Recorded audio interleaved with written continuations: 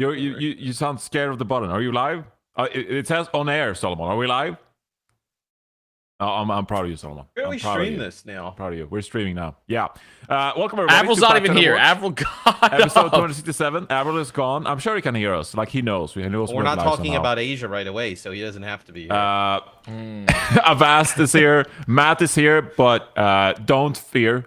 Matt is here while playing NBA 2K, so he's not going to be fully focused. He will hands off the wheel. He will run around on the courts and destroy some people on the console with his silly gear and I've been playing a little goggles. 6'9" power forward lately. Got some new dribble moves. Got some new tech. So this is a new one I haven't heard about. You make a new character every week? I was lighting it up today.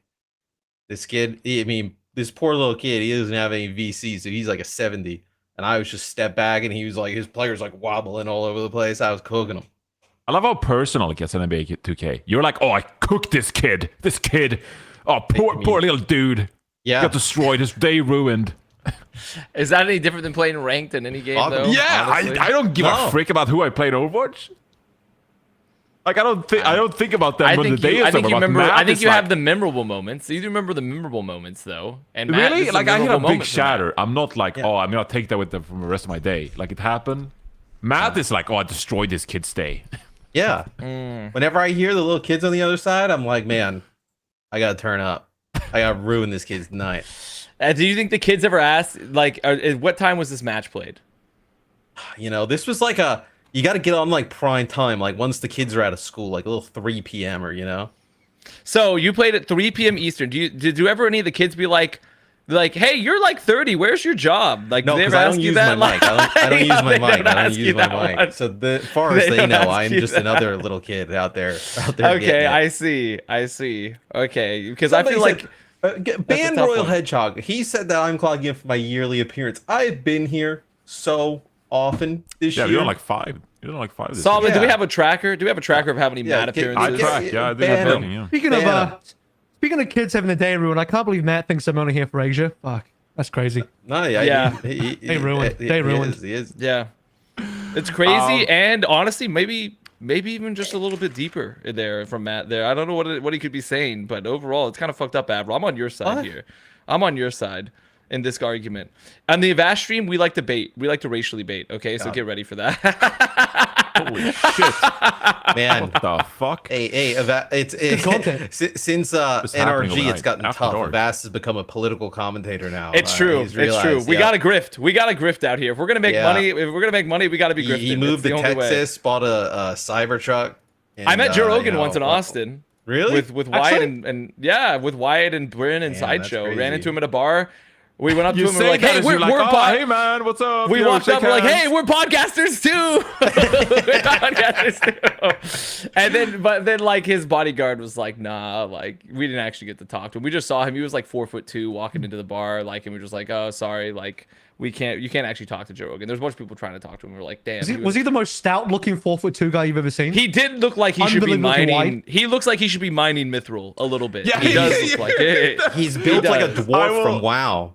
Yeah. I will second that because I was at the comedy club here in LA, and he was on his way out when I was on my way in, and I actually saw him, and he was so he's compact, like I don't know, it's great. Yeah. That's spot on. Mining Mithril, that's spot on. That also just shows there's a lot of him. It just shows the economic divide, though, between you and Avast, right? Avast sees him at like a dive Austin bar, and Johnny's like, yeah, I saw him in and out of this exclusive comedy club. Oh, the comedy store is exclusive. Johnny I did hear about this. It's a $10,000 entry fee to be able to get in there. I've heard about that one. Yeah, I mean, Johnny, that's cash. That's cash. Well, I mean, that's even more. That's your political capital's even higher there. They just know. They know this guy is. Somebody said, is he shorter than me? Is he shorter than me?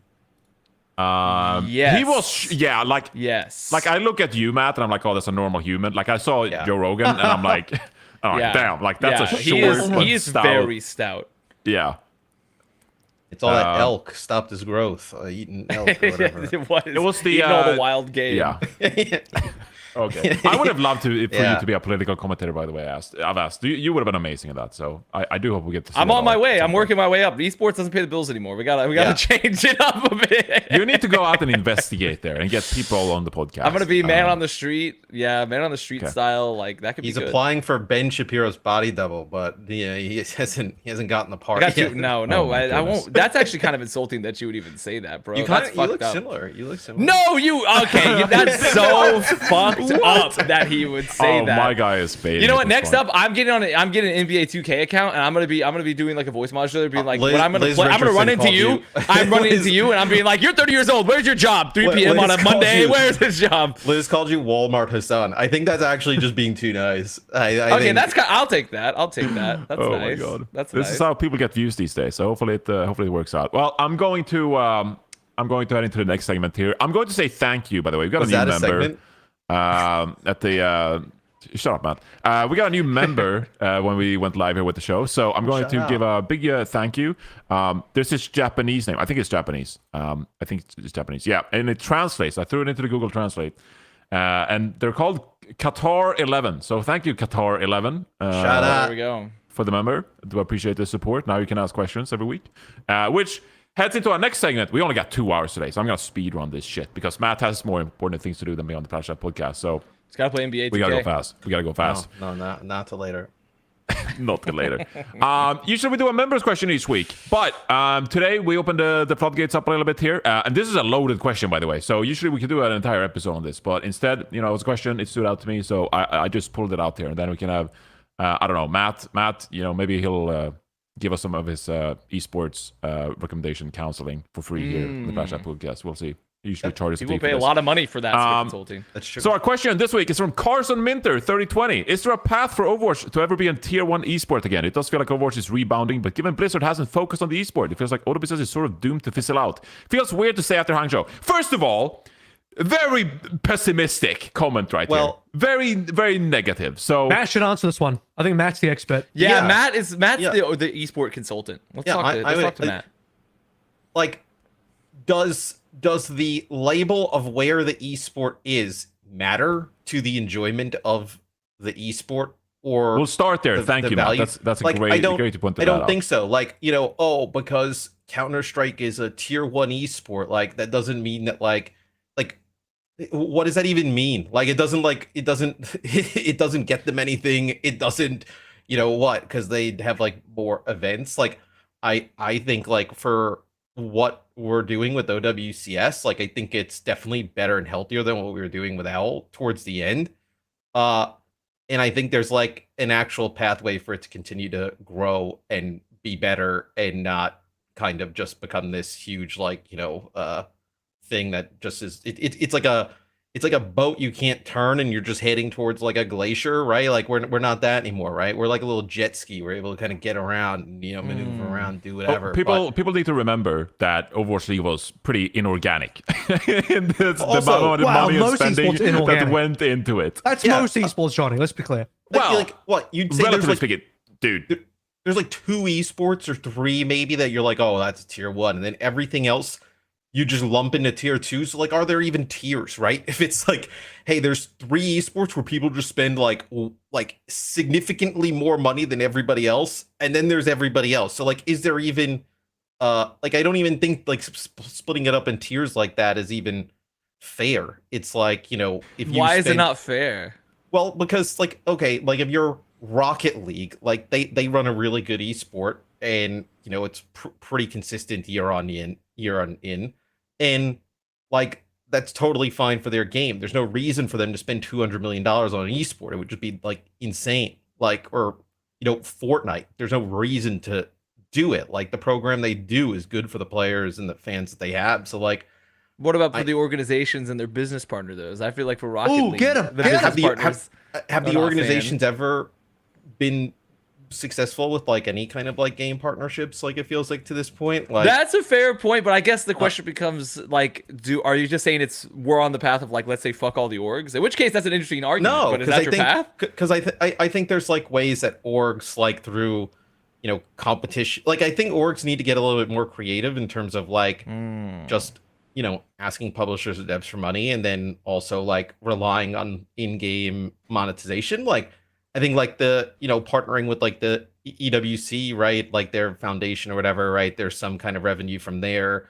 But you see how fast like sponsors can dip, right, with the thing that Team Liquid like just kind of went through. Like it's kind of wild for like the esports That's orgs. a very unique case. I mean, yeah, no, that's a completely sidebar case, but like it's really difficult for those teams to like make money regardless of what game they're in, right? I think you can make the argument that being in more tier 2 esports, if you want to categorize them as that, and taking more shots for less money is better than being in like, 2 of the tier 1 ones and basically putting your entire budget towards that, right? Like it's kind of like if you're gambling, like you can put all 100 you got on red, or we can put a little bit here, a little bit there. You know what I mean? Like, so Matt, you're not a gambler. Come on now. Look, I think the difference between tier 1 and tier 2 esports is that tier 1 esports, they can have gambling sponsors. So where's our gambling sponsors? Every Asmon Gold was fading the other day. Clear. Where's our porn sponsor, guys? Yeah, he was like, well, that's different than the Esport gambling needs to sponsor, embrace for the fact that, after Honda left or whatever, it was like, Esport needs to embrace, porn, gambling, and I actually saw crypto today. That's like, dude, what the fuck are you talking about? that's tier 1, baby. Esports betting this year, last year, sorry, 2024, was up 106%. Last time I did math, 106% is a lot of percentages to be up. Holy shit. So like, holy shit. I think so you're right, many. guys. So like, but also I find it kind of, if you enjoy the program, and it seems like for OWCS, there's genuine excitement from teams, players, fans, fans who like Overwatch, right? Like, is somebody who loves F1 racing coming in and watching OWCS? Maybe not. But like the people who really love Overwatch love OWCS. It's working well. I don't really care if an esport is tier 1, tier 2. I don't think it matters, if I'm honest. I think people need to remember as well, before Overwatch League, I was competing back then, but Avast, you were also competing back then. I was technically competing as well. Okay. But like Matt, you were starting to cast there as well. But like even before Overwatch League, it just like poured millions and millions of dollars onto the Overwatch esports scene. What was it becoming like a tier 1 esport? Like it always felt like Overwatch was like a slightly more casual game. Like it was never that competitively focused anyway. So like people. It's never going to become like League of Legends. Bro, you are so lucky that ZP is on this podcast right now. You are so lucky. ZP would explode. I invite the people. So if he heard that, because if you tell him about the monthly melee shit, they did a great job running monthly melees, but come on, dude. Well, no. Well, okay, because here's part of the reason that's fine, that interesting. I mean, obviously most of the people that made these decisions are now long gone for the most part, but like, monthly melee were part of the sales for the Overwatch League. Was like they took the monthly melee numbers and they sold it to investors. Be like, hey, these are some of the numbers we can get, and then they killed monthly melee. Like, I just think that we don't know what could have happened because it was killed, right? Who knows what could have become? We don't really know. Also, to a degree, I think tier 1 esports to me is mostly funded by the publisher, outside of like Counter-Strike, where I don't know what Valve's input in there is, but Facer Group obviously put a lot of money into that circuit, so that they're doing. There's so many revenue streams with the marketplace too and stuff. Well, that's the thing. To be a tier 1 esport, you need to have an extreme number of revenue streams, like opening yourself up to like gambling sponsors and a bunch of crypto and all sorts of other things, and like a Facer platform subscriptions, all of that. Which, by the way, having more revenue streams is probably one of the things that's really missing from esports. Or you have to be like Riot, who just shoved hundreds of millions of dollars into their product. So when I say, Johnny, when you said, "Oh yeah, like Overwatch League kind of fake," and it was just everyone just Blizzard's dumping money. I'm like, that's exactly what Riot does. That's what Riot's been doing from day one. But Riot can do it because, like if they were a publicly traded company, right? In we're like, hey, yeah, we're gonna lose $100 million in esports. I'm sure shareholders would be like, wait, what are we doing? Like, you know what I mean? Like, I think it's way easier. Yeah, they're a private company for them. They're a private company, and Blizzard's a public. Yeah, because it's private. Like Blizzard, sure, but is both companies could do it. They could. Yes, do it. It's not an answer of. It's just an answer of willpower, essentially. But I also had to elaborate on the conference calls. Like, hey, we're going to see growth potential in esports, guys, so we're going to dump millions of dollars. I mean, I don't know about you guys.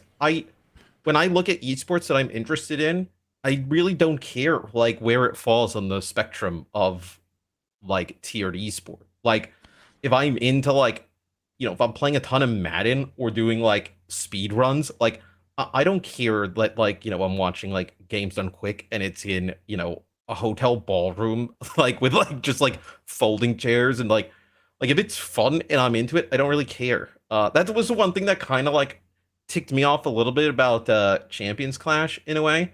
Because like everybody during Champions Clash was like, this is so amazing, it's the best thing ever. Like, and then they were like, oh, but the prize pool wasn't like massive. And like after, and I'm like, well, you know, the prize pool doesn't make the event, right? Like the games make the event, the stage. Like I'm sure the prize pool obviously is, you know, beneficial to players' teams, right? But like your enjoyment shouldn't hinge on the prize pool of the event, right? Like if it looks awesome and the games are awesome, like who, like the thing that really cracked me up were like the people who were like, I love Champions Clash, and then a week later we're like, oh man, but the prize pool. It's like you literally loved this event like 4 days ago. You were like, this is like the coolest thing ever. And yeah, I think like, the players' teams have a right to be like, damn, this kind of sucks. But well, I think you know, if fans are skeptical It's an aura of the thing. also, yeah, It's not like- only that, it's the aura thing, but also fans that are potentially really invested. Like Is it if worth you're the aura? if you're on the competitive aura. Overwatch subreddit, you are not a normal human person. And I'm not saying that as a negative way. I'm simply saying like you right. are someone that's like there's heavily, way overly invested in the esport, and you're worried about the sustainability of the esport. So when you see the prize pool, you're going to be worried about that too. And Apple but when is you going to say- the aura now. but- It's an like, association. all With these like things that large were- events and huge prize pools, that association exists, so that's why people feel that way. but like if you ask Matt's somebody what correct. the League Matt's of Legends correct, but prize pool is, nobody could tell you the League of Legends prize pool. What was the League of Legends prize pool for us last year? Anyone know? that's the good thing. League of Legends, people shouldn't really care Yeah. about or know about the prize pool. What's That's the a prize pool really for good point. MSI?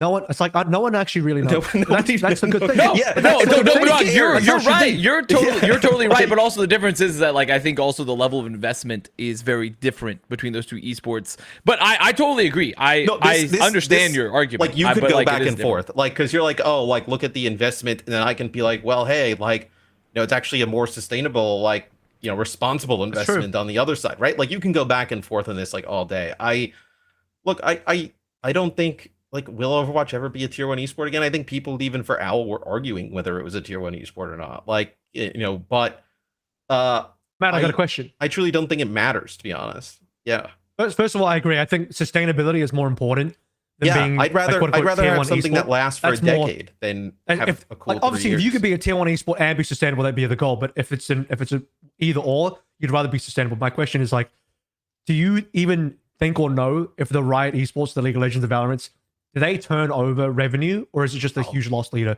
Valorant An actual 100% leader? does not. Valorant 100%. I mean, there was does that not. stuff with the LEC. Didn't somebody write an article a little bit ago that it was like they had lost like 23 million on the Yeah, I think LEC or something like LEC lost a decent amount too. I mean, I know for a fact Valorant, at least I can't speak the most recent years, but the years previously, like their champs, I think their first champs ever they did in Turkey, it cost them like it cost them like literally like $50 million to run. But I think also, they put, AVRL, like, such a ridiculous amount like, of money into it. But I also think their model's a little bit different, where I'm not necessarily sure they care. Like for them, it's kind of Yeah, like, they don't care as much about it. Yeah, I think the way they probably position it is like it's part marketing and part like community management, right? That like Well, it's a loss leader event. Yeah, right? 'Cause yeah, yeah, it it essentially loses money for a purpose. right. But I think you can make the argument is, do I need to lose 20 million or could I lose 10? Right? Like Yeah. how much worse would it be? You know what I mean? Like okay, like you know, do I need to lose 40 or can I lose 20? Right? Like I think there's an argument there, but like I also think they view esports in a much different way than I think a lot of other people do, where they view it more for I know like like they don't really do a lot of like, you know, community management. Like they do some stuff with creators, right? But even that is like kind of centered around esports, right? So I think it's just a way different kind of like a vision that they have, I would say.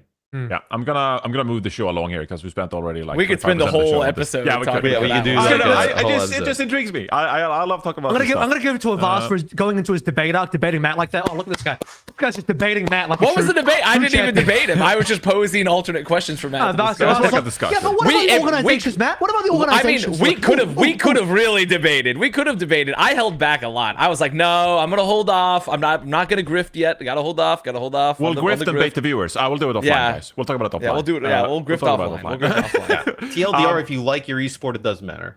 I think people need to remember as well that OWCS in 2025, it's arguably the best format we've ever had in the scene. Obviously depends on how you. Well, subjectively, one reflects on the Overwatch League and blah blah blah. But like this format is sick. It's very efficient, and you should really appreciate it. It's a really sick format. First event was awesome.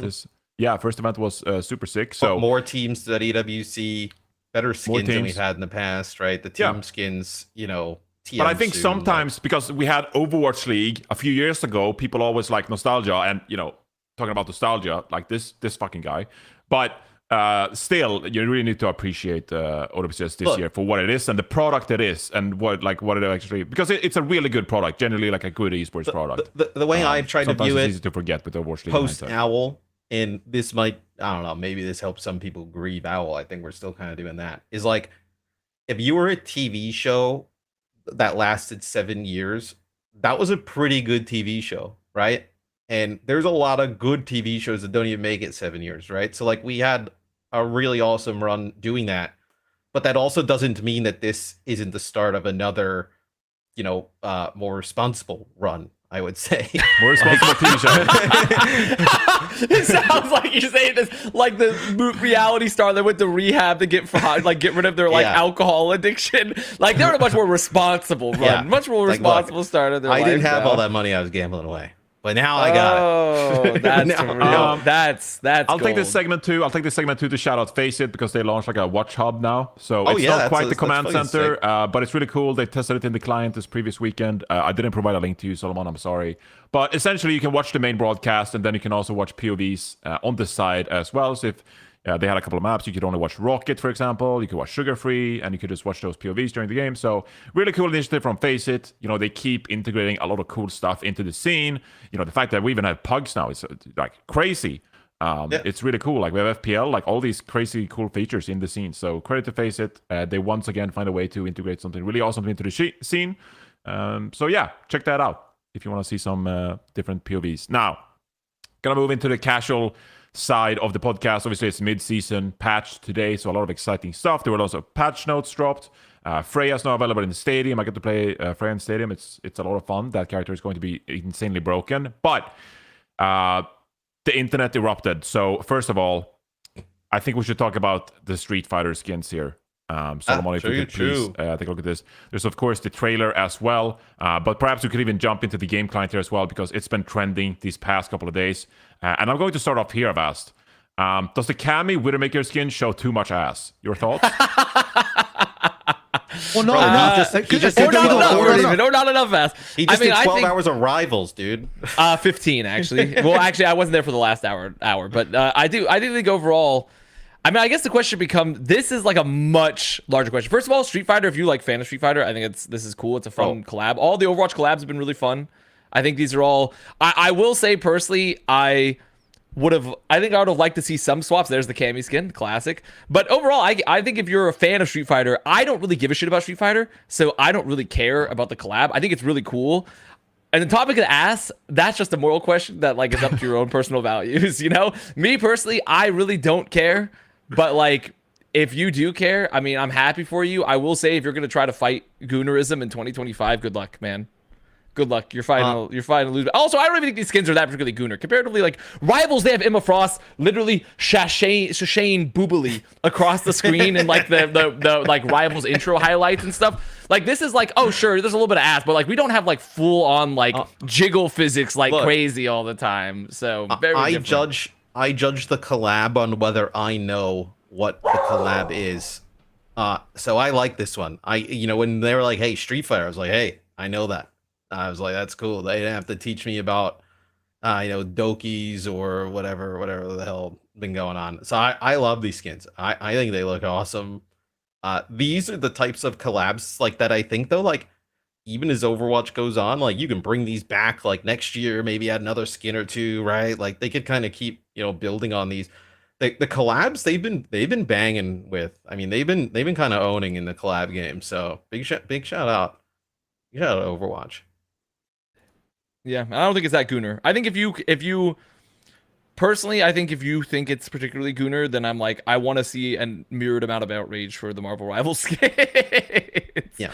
And me personally, and yeah, that's my own personal opinion on the matter. Also, Avril, I think you might be muted. I don't know if you're talking, but There's a small number of people that are like kind of upset about the Goonerism in Marvel Rivals, and I do think it's a little tacky in Marvel It Rivals. sucks for the people. does feel Sorry, I'll forced. let you finish, Hey. Avril, but it sucks for the people who have argued the high ground that Marvel Rivals is too Gooner, and now they're like, well, sorry. Yeah, No, you're I right. don't- You want to think it be does, you want to though. be No, I a don't think it tier 1 does. esport. You better start doing some more of these. you better I, start going I some don't think this is that. I don't think this is that Goonery. I think they could have gone further. If you, I don't even know if we should bring it up or not, but like if you actually look at the real Cammy's, like what her outfit is in Street Fighter, dude, it is it's like- it's. Well, it's no, pretty yeah, real. yeah, yeah, but yeah, it's crazy. imagine- You know, like, can we imagine bring it up non-shorts. and look at it really slow reverb speed, real quick? Can we take a look at that? Like, That's what I'm just saying. So this is the middle ground where like, hey, we want to do the Cammy outfit faithfully, but we don't want to, we still want it to be Widowmaker. We don't want to just like show full double cheeks. That's maybe Yeah. going a little bit too far for a game like Overwatch. And honestly, I respect it. If you are a real stickler for accuracy, then sure, I guess it's not 100% accurate. But aside from that, if someone argued for more because it's not real, that'd be crazy. Well, I mean, if you Street are a Fighter. big Street Fighter. If you've watched I will say I don't know anything about Street Fighter, but I do know it is like people just sit there and like salivate like over like the characters. If you're a big often. Street Fighter guy, then it is technically inaccurate because of the shorts. So I'll give that as a technicality. But I respect that. I respect that the Overwatch isn't trying to go too overly goonery. Like Avast said, we don't have a bunch of jiggle physics everywhere and all that kind of stuff. Because I think you still want to be like a semi-respectable game that's not trying to shove that down people's throats a little too hard. I think that's where Marvel Rivals probably pushes a little too hard, where like, they're really trying to like get that in people's faces as a probably marketing tactic. Also, I mean, It's we're working for them. posturing over the game's like outfits, like unless like it's just kind of a crazy bit of behavior, like regardless, in my opinion. Especially because we're arguing about Street Fighter, which is a game that already is inherently relatively gooner in the appearance Yeah, like, what of was how they the, portray their female cast. Like, Oh, there was another fighting Why game we that fight was, over like, this? worse than Street Fighter in that aspect. Oh, isn't there like a super I'm gory? sure there's plenty. There's there's, probably a couple. Like, I mean, the thing is, the whole genre is kind of like that, and I do think my one complaint is I will say I would have liked to see Mortal May Kombat? potentially. I think it is. I would like to see May potentially get like the Chun-Li skin. No, over I don't, Juno, I'm but not like, on that. but also I don't. But also I don't once even agree again, with that. like whatever, right? I think that then we got fall into a different argument of like Juno and Kiriko have gotten too many skins, and thus Like, I'm really mad. I'm like, who cares? Like, I don't. This has really nothing care. to do with the Street Fighter collab, but my ADD is kicking in. What's your guys' dream collab? If you could just get in there and you're like, Oh, this was a question on the podcast a few weeks ago. when? Oh, I wasn't here, so I didn't listen. So what would be your dream collab? Pikmin. At this point, I'd take Star Wars. I've been so Star Wars pilled because of Andor. So that'd be sick. I love that. Dude, they should add in an AI voice too, much like Fortnite with. Oh, Darth Vader. They right. should Oh, add well, that, fuck. too. I didn't mean to bring you. Yeah, that was. They should do let's that not go too. there. That would be Let's not really go good. there. Mine would be Joe Rogan. Joe Rogan, Pikmin. I also cool. Pikmin Though it's not a Joe huge Rogan. franchise. Joe Or Rogan. be on Joe Rogan skin? I Yeah, think that if they would be could do mine. like a Samurai Jack one too, that would be cool. Like I said, but the thing is, Samurai Jack doesn't have enough memorable. Like, there's a bunch of memorable characters, but there's really just Aku and Jack, and like. So Like, I'm trying to think like stuff that would be super awesome, but then also like you could potentially see it, right? Like Joel in the chat said Zelda. Maybe? You have the link? Nintendo doesn't really do anything with anybody. Nintendo, yeah. What if could you do like Final Fantasy? Like, could there be a Final Fantasy collab? There could be. Yeah, they did it with Apex, right? I think They did so. one with Apex, yeah, I didn't because they know. had the Cloud's sword in there. Final Fantasy 7. Buster Yeah, Sword, you is might that be was called? right. I forget. What other games? Like, I was gonna say like, because it seems like a lot of the obviously somebody mentioned it. It was a really good point that like OWCS is like really like just the game in general has gone huge in like Japan, right? We kind of lose Yeah. some of the other regions, but like, could you do like a Persona collab? That would be kind of sick. I can't speak to that. That would be kind of. I don't know about Persona. I know the game, but I don't know enough about it. I mean, there's so many freaking options, honestly. But like, I think like obviously Nintendo is always a pipe dream for all of them, for everyone to get a Nintendo collab because everyone loves Nintendo shit. So that could always be fun. But I'm probably cool with the skins overall perfectly, and I think they're all relatively sick, and you know, let's not lose the plot arguing about the goonerism of the skins when it's be the character. The source Okay, it material wasn't is just- gooner. The skins are sick though. It's a sick bundle, and it's a really cool collab. And they got sick highlight intros as well, victory poses. The entire bundle is really sick. Emotes So, even, they do the actual Street Fighter moves in the emotes. Yeah.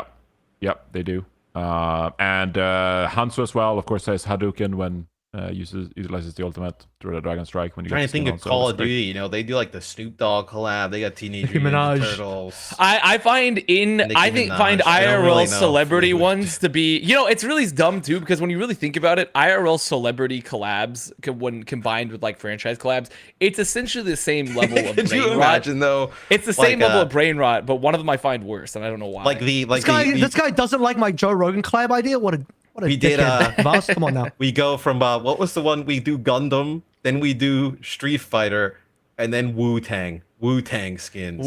Okay, but to be fair, that would be like That would okay, be fucking it's a little sick. old for the fan base now. Yeah. Matt, I'm gonna be honest. It's a little old. We need to be like Sleep Token. Sleep Token's like the current band that like Taylor everyone wants Swift to, like, Mercy. or like Sabrina Carpenter, or like if you listen, Matt, it's okay. I know you're not with Token? it. I know you're not with it. That's fine. I know you're not with it. It's fine. It's okay. Dua Lipa, We're not gonna- Widowmaker.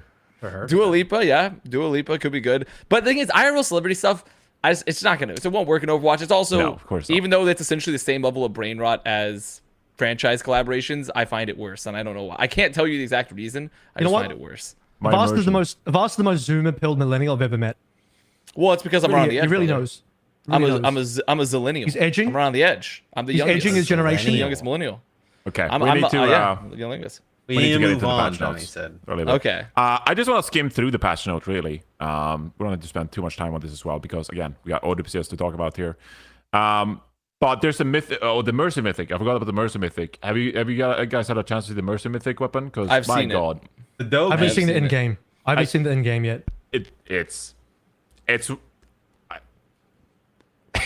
Hey, Johnny, go on. it's Is just it Gooner? no.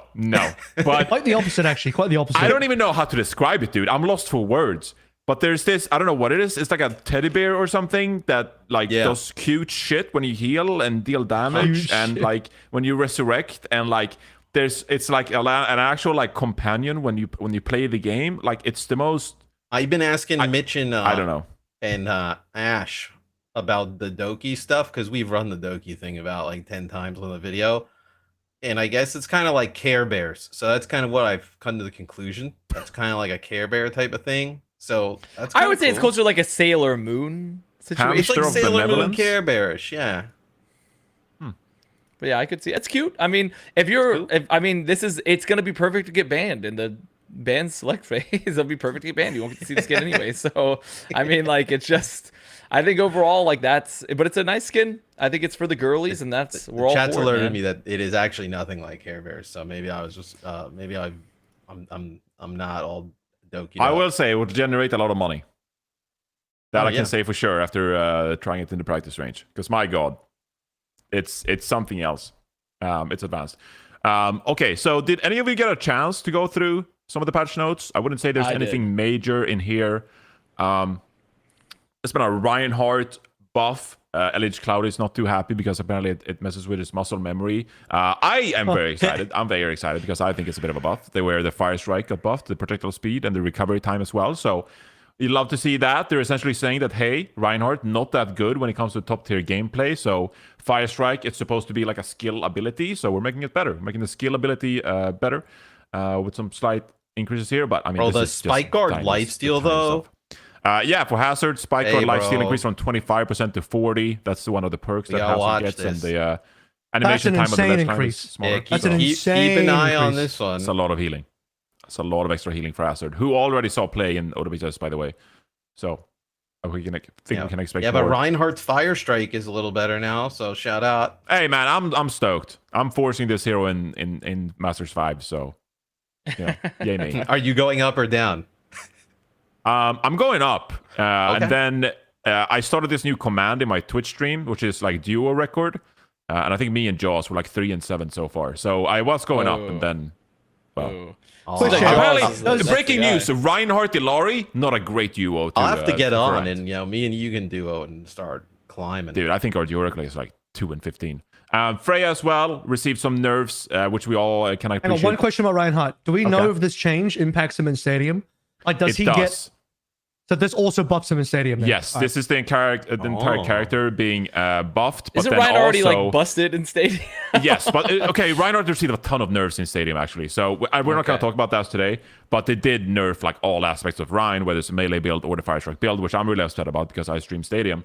But there is a Fire Strike projectile speed item in Stadium, and they changed it to line up with this one, so it doesn't get Okay. double broken actually. So they nerfed that projectile speed thing in Stadium as well.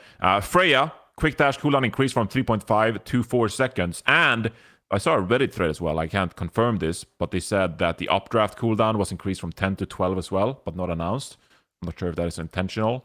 So that could be a bit of a nerf in both aspects of Freya gameplay. But they essentially say that, hey, they're in the air too long. Good point. Good point.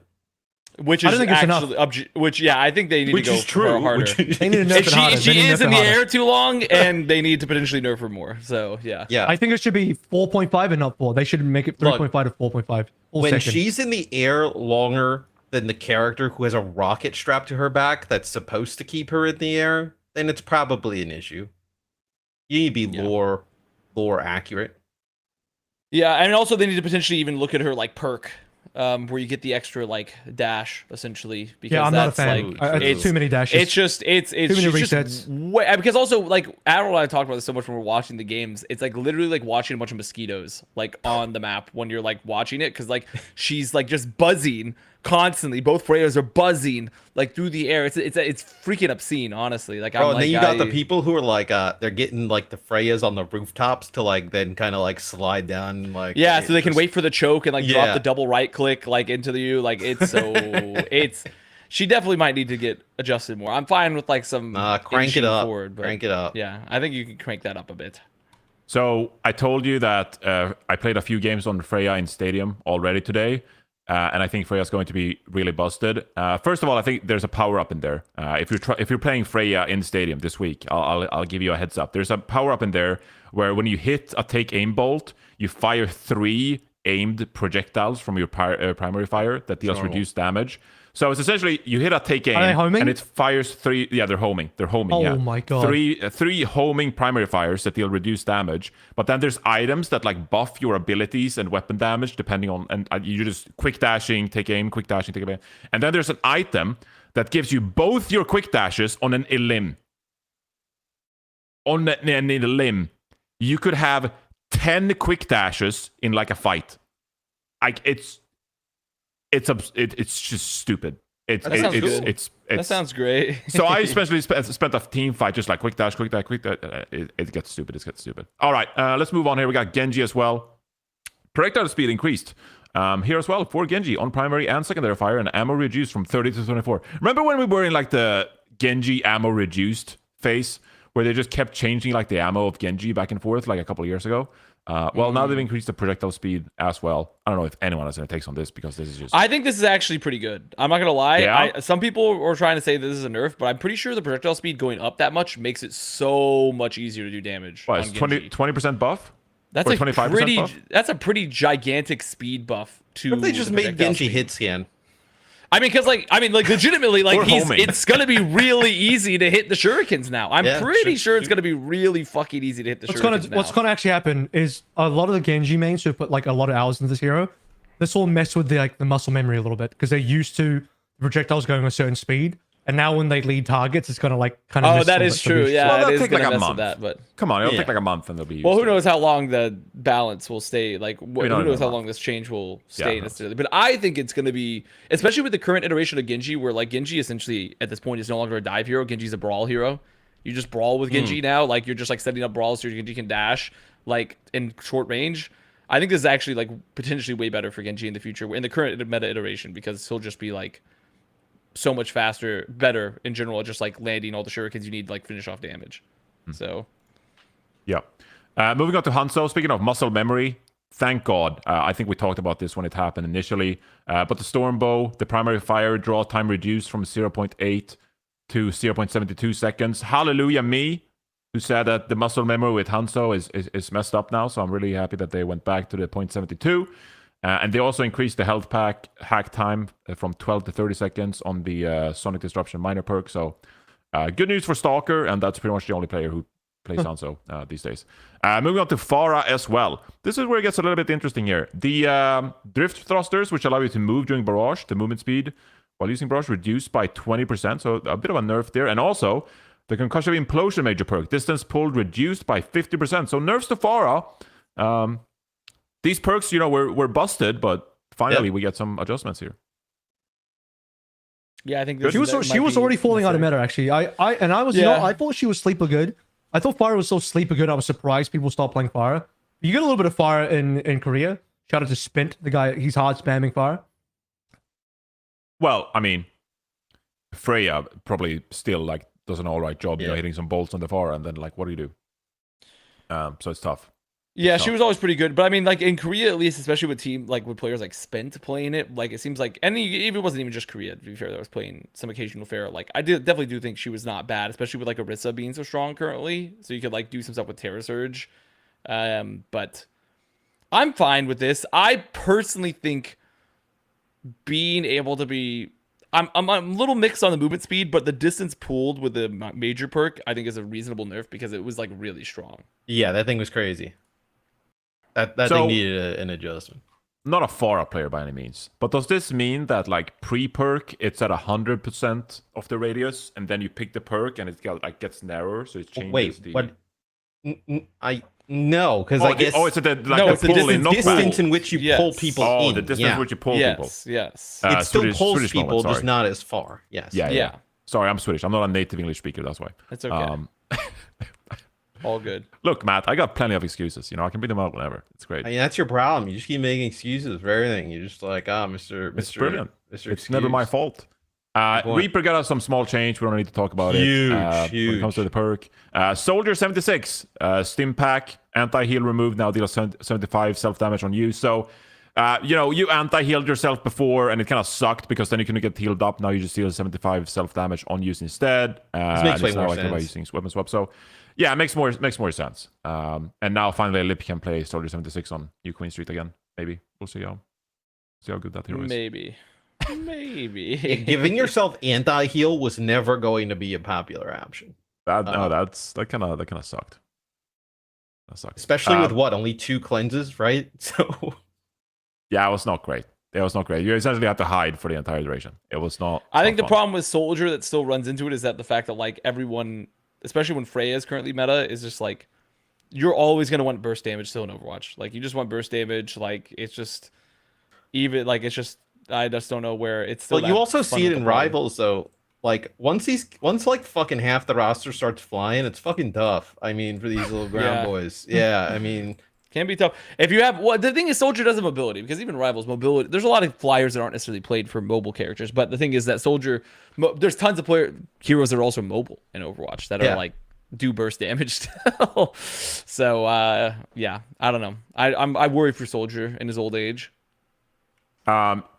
Next up, we got Sombra, Avast. I saw you putting out a little tweet. It was not a big tweet, but a little tweet here. Translocator fade in time increased from 0.15 to 0.3 seconds. And stealth reveal duration on taking damage increased from 1 to 1.3 seconds as well. So a bit of a nerf to Translocator. Actually, Sombra's seeing a bit of game time in OWCS right now, so this could be interesting. Yeah, especially in Korea. A little bit, but I do think overall, I think this is stats-based balancing coming to the fore, because I'm so certain. I would love to see the stats. I don't have them. Obviously, this is a gut feel, but I feel like Sombra has to be. Didn't someone release a post of how Sombra's one of the most banned characters in general? Ranked, so to me, this feels like a stats-based balance. We got a nerf because she's broken, and I'm she's too strong. I'm I don't think there's anything about Sombra, even in her old state. I wouldn't say Sombra was ever that strong of a character. I mean, it could also be that.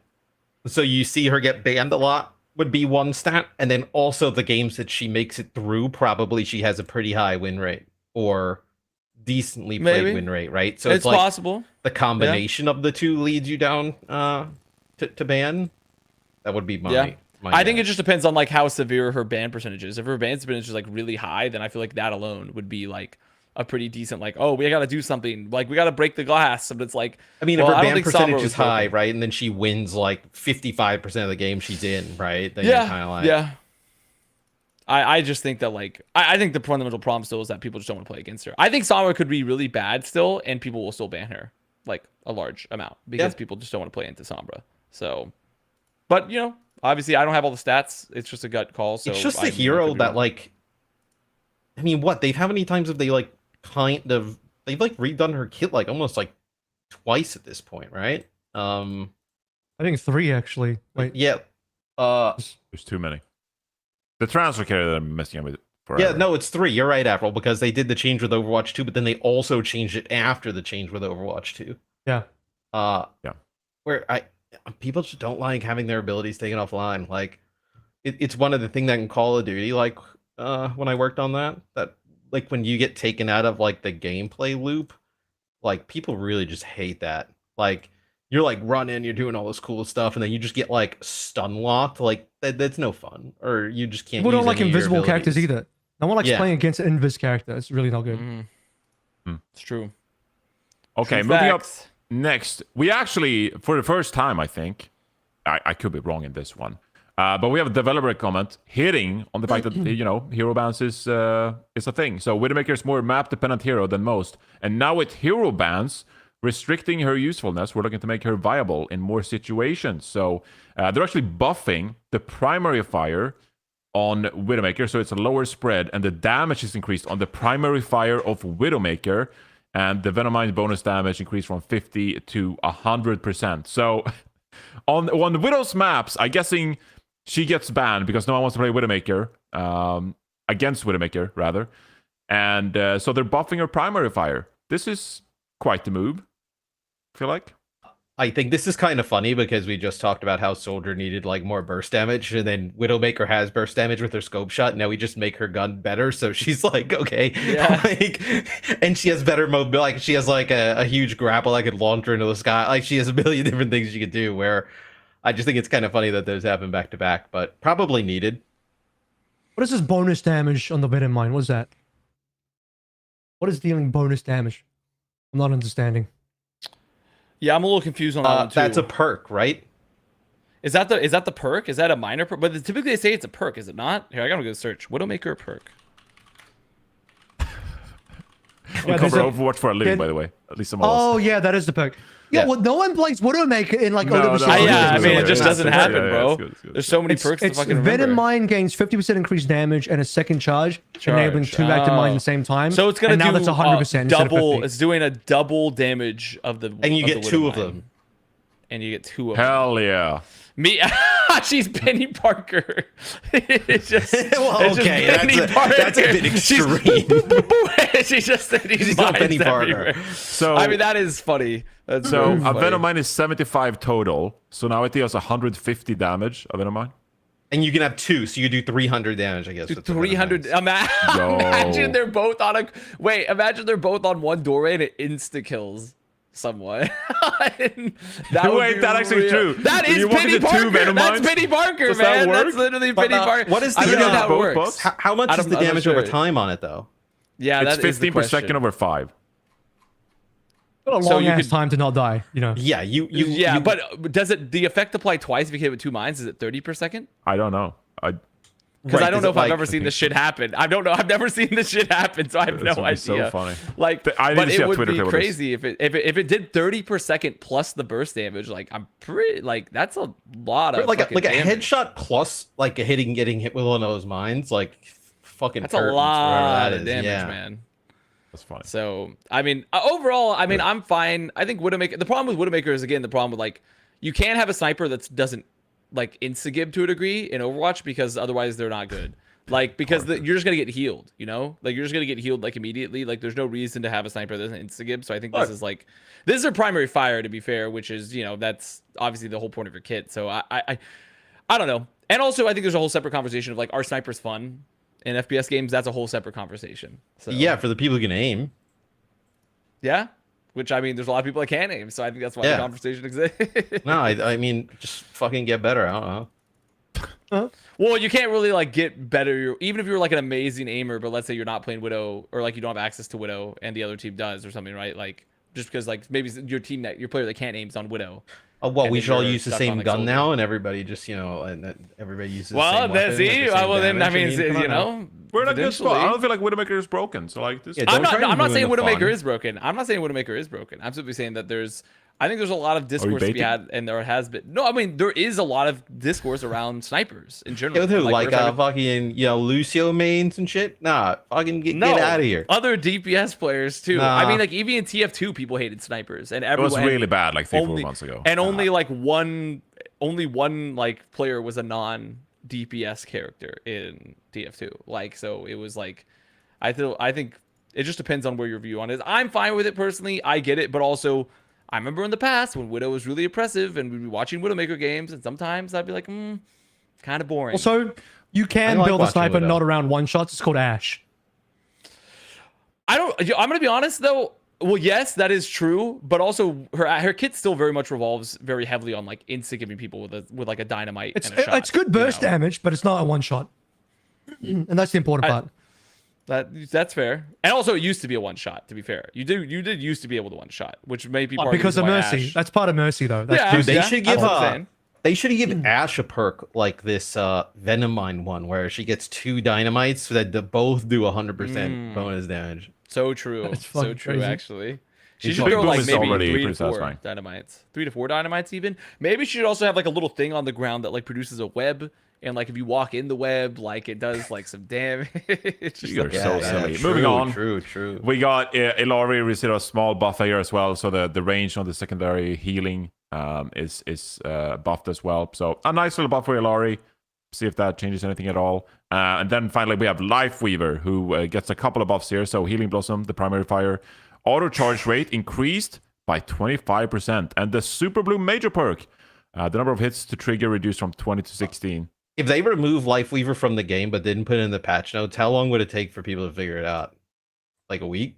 I think people would know for pretty fast. I mean, considering Jayhong won A that month? map on Lifeweaver, you know, like No, we saw it in EMEA too. We saw Lifeweaver. I didn't see the EMEA game, so I don't know. We saw I Lifeweaver. only know Our entire thumbnail is Lifeweaver. So. Did he win? Oh, did shout they out. win on Lifeweaver? No, Did Lifeweaver no. win? Well, Jayhong won on the Lifeweaver. Yeah, so one. Okay, amazing. his That's map, entire at thumbnail. least that map. Yep. And title too, actually. We're doubling down on it. Well, that's the game patch notes. We're not going to cover any with the stadium stuff. We should talk about OWCS here for the last hour of the show here. But guys, I'm debuting a new segment here on the show. Oh, okay. It's a new segment. Sirius taking a nap while I do the podcast.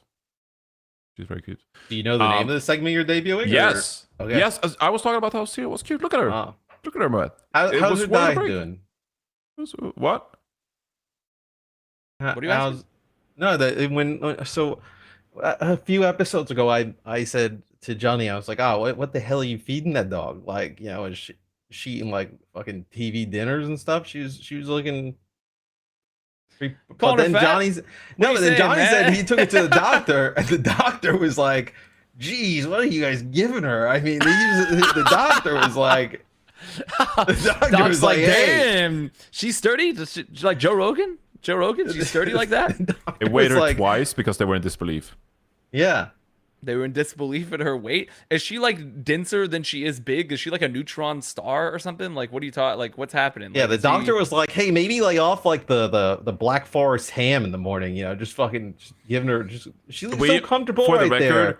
we are very strict with feeding her like human food. Good. Like she only eats dry food all the time, pretty much. Dude, my dad has ruined my cats with that in regard because like I literally was very strict with both my cats. I moved back and my dad every morning he's feeding them ham and shit. And now they're like, "Oh, we can't wait for ham. crazy, dude. Can't wait It's for fucking crazy. ham." And I'm like, "Bro, he's ruined them." I had a friend throughout school. And he had a little pug. I forgot his name, but he used to go through the McDonald's drive-thru and get burgers with no buns, like just the patty, and give the dog the patty. Was not the healthiest dog. You can imagine. Yeah. Well, you know, to each their own. Maybe someone in the YouTube comments can share their own dog feeding stories about how ridiculous it gets. This new segment. Let's actually get to it. I call it the crowning moment. I don't know if it makes sense. We can talk about it. But essentially, it's a segment where we petition for nicknames of players. So, throughout the Overwatch history, players have earned themselves nicknames through various plays, or maybe they've done something. And, we don't need to force nicknames because then it just gets forced and it's boring and it's not funny at all. But the backstory to this is that I hang out on Apply stream. He gets crazy for the Overwatch fantasy. He loves it. And our first game we're going to talk about is Quick Esports against the Ultimate, in which Quick Esports, they won 5-mapper, 3-2 scoreline right there. But one of the brightest stars we've seen in OWCS EMEA so far is Willis, the tank for Quick Esports. Bro. Willis, young Swedish tank, has played fantastic my favorite so grocery far. store. 5 my favorite maps. Swedish grocery store. Favorite grocery store. Swedish grocery We're not store, gonna call him the grocery store. But so we're on Apply stream, and I forget if it was Apply himself or Apply's chat. They said, I think it was Apply actually, who said, Willis is so freaking good and so talented, but we don't really talk about Willis enough. We would go crazy for Willis if Willis' name was Wilsung, like he sung. And so I'm asking here, I'm petitioning to the crew, and I'm gonna be reading the YouTube comments later here. So my petition is, I want to follow through with this. I want to rename Willis to Wilsung in honor of this young prodigy in EMEA who could one day take it to the Koreans. And the thinking is, if Willis had a Korean name or styled his name like a Korean, we would go fucking apeshit for this guy because he's so sick at the game. So, Wilsung, yes or no? No, and the reason why is it should have been Will Bin instead, because all the best tank players have been in their name. Will Bin, bro. Everyone knows the best tanks have been in their name. Or it has to be like a nonsensical usage of like a English word or adjective or something. So it has to be like Will I am or something. He's got to be like because we have someone, we had IDK, like we got a guy like Will you, Will I am, there's got to be like there's a couple interesting choices we could have gone with, and unfortunately, Will Sung doesn't currently fit, in my opinion. I mean, we do have He Sung and He Sang, obviously, but I take Will Sung as well. I like Will Bin a bit more. I like Will Bin a bit more, honestly. Okay. I think that's You know fun. what? Big Willie, Big Willie. Big Willie, Free Willie. Big Willie. I think we should just change it to a different Swedish supermarket chain, like a Coop. Was it Co-op? I don't know. Or ICA or some shit. Why Coop? Coop is Because that's the other Swedish supermarket. And What are we talking about? Yeah, you got Ica, Willis, Coop. You say Ica? That's IKEA, right? ICA? Ica? No. It's a grocery store. Man. Ica is You don't know ICA. about It's IKEA and Ica. What about Hemcop? Ham shop. Him shop. Wait, him shops? Willis him shops? Hem shop. He's shopping. I mean, I like Wilbin personally. My secondary vote is Will I Am. That's my secondary vote. YouTube comments. We'll leave it up to you. We petitioned here. I brought this forward, and we'll quote unquote take a vote, and we'll see where we land. Is My he the thinking only was, player that gets a nickname? no. Well, you could petition it. I just didn't want you guys to force bad nicknames. So if you have Is a it good any one, player that beats the Ultimates we're gonna do this for? no, it's just for anyone. So Matt, if you have any suggestions, please bring them forward to the council, and we can talk about it. Well, Roshan is back in China, and we're not gonna change. We He's already totally Roshan. missed. Yeah, we totally missed the nickname the first go around. I feel like it would be offensive if we didn't, if we weren't prepared for this attempt. It's tough to have a nickname for a player that went 0-40, because then it gets really dangerous. What do you mean?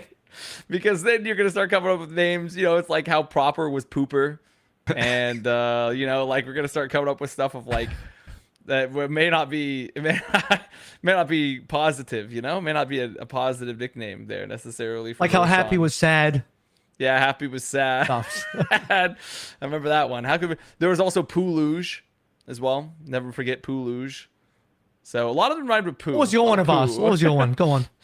Mine? For what? Me as a player? Yeah, for your shit performances when you never played. What was your Well, bad I mean, nickname? first of all, I literally had an never unblemished played, I had an unblemished stat line, so I couldn't get criticized. An unblemished, perfectly just sterile stat line. That could not be. I think you could have called me of ass because of the fact that my ass was on the bench.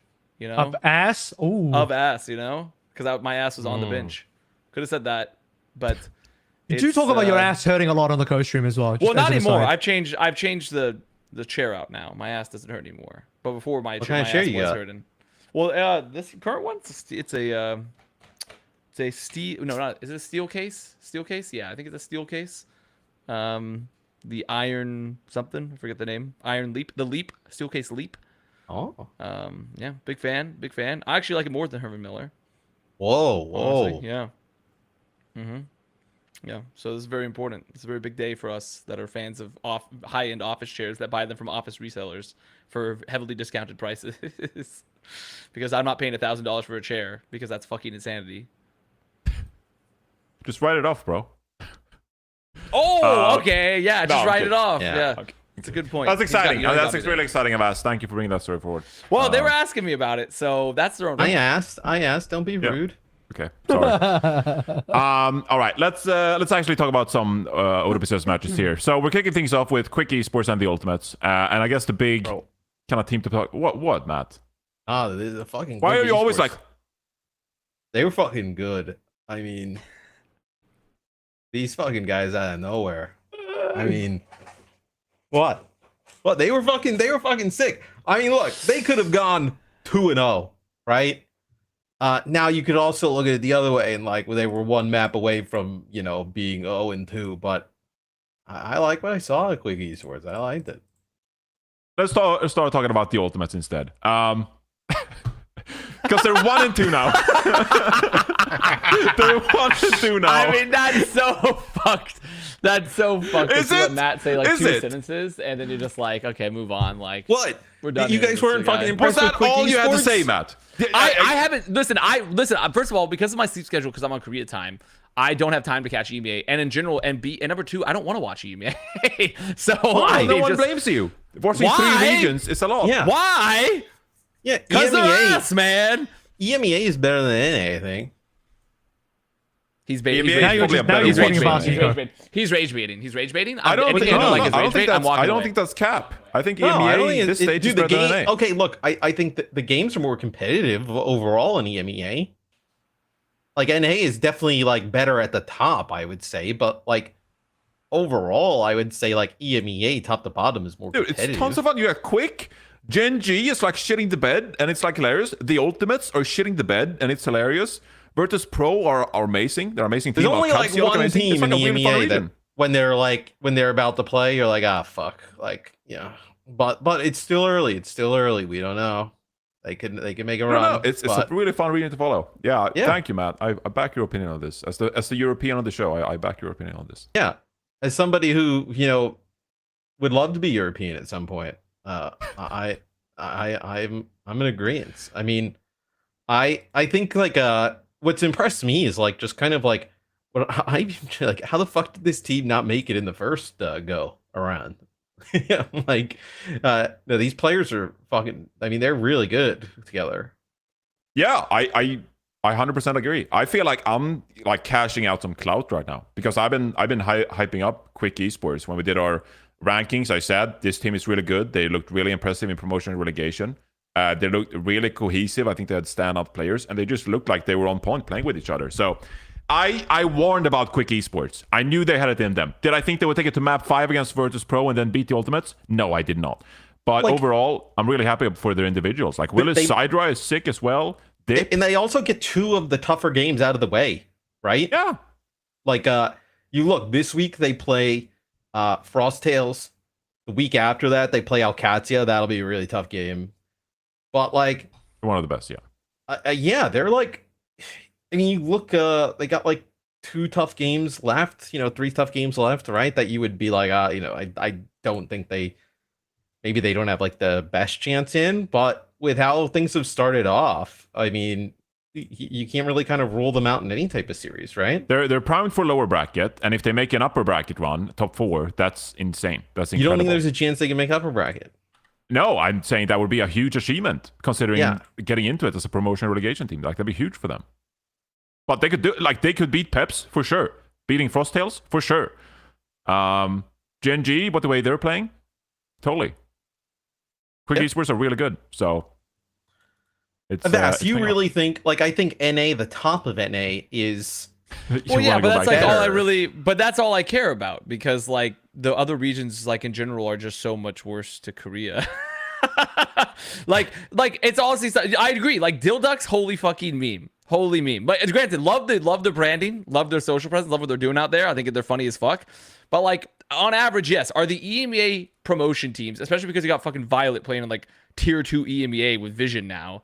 Like, yes, are the EMEA like promotion teams like probably on average better and there's like a slightly more parity in the region overall? Yes, but that's just because like the overall North America's top is just so much better. And it's mostly because of money. You know, it's just because there's more money there. So that's why that. And, you know, I wouldn't really say that it's like North America being like inherently producing the best talent. They also have imported a couple like good Korean talents as well. But I just think the truth of the matter is that EMEA has yet to impress, and their top teams are losing to like nobody. Like why? Like something about you hit the orb of confusion somehow, and we have fucking Twilight losing to. To losing the Quick Esports, you know, and shit like that. Like, or is he with Genji, right? Am I mixing that up? No, it is Ultimates. No. So, I just overall think that like, to me, when I watched EMEA play so far, I've been kind of unimpressed. They didn't have a great performance at an international event either. So I mean, I think Alcatia is like. I think Alcatia could probably, by the end of this go of EMEA, I think they're going to make a run for like the best team in the region.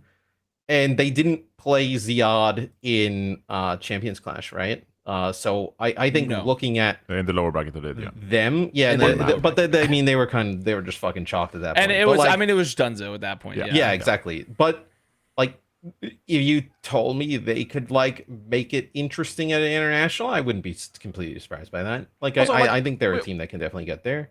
We're talking about which region is best. I'm saying EMEA is just more entertaining because the parity is just insane. And the storylines is just insane. Sure. Yeah, sure. I mean, I'm mostly doing it for the meme of saying their ass. You know, it's kind of just funny to be the villain here. Yeah, because you're like, American. I mean, big surprise. Yeah, but also, I mean, like historically, they just haven't been very good.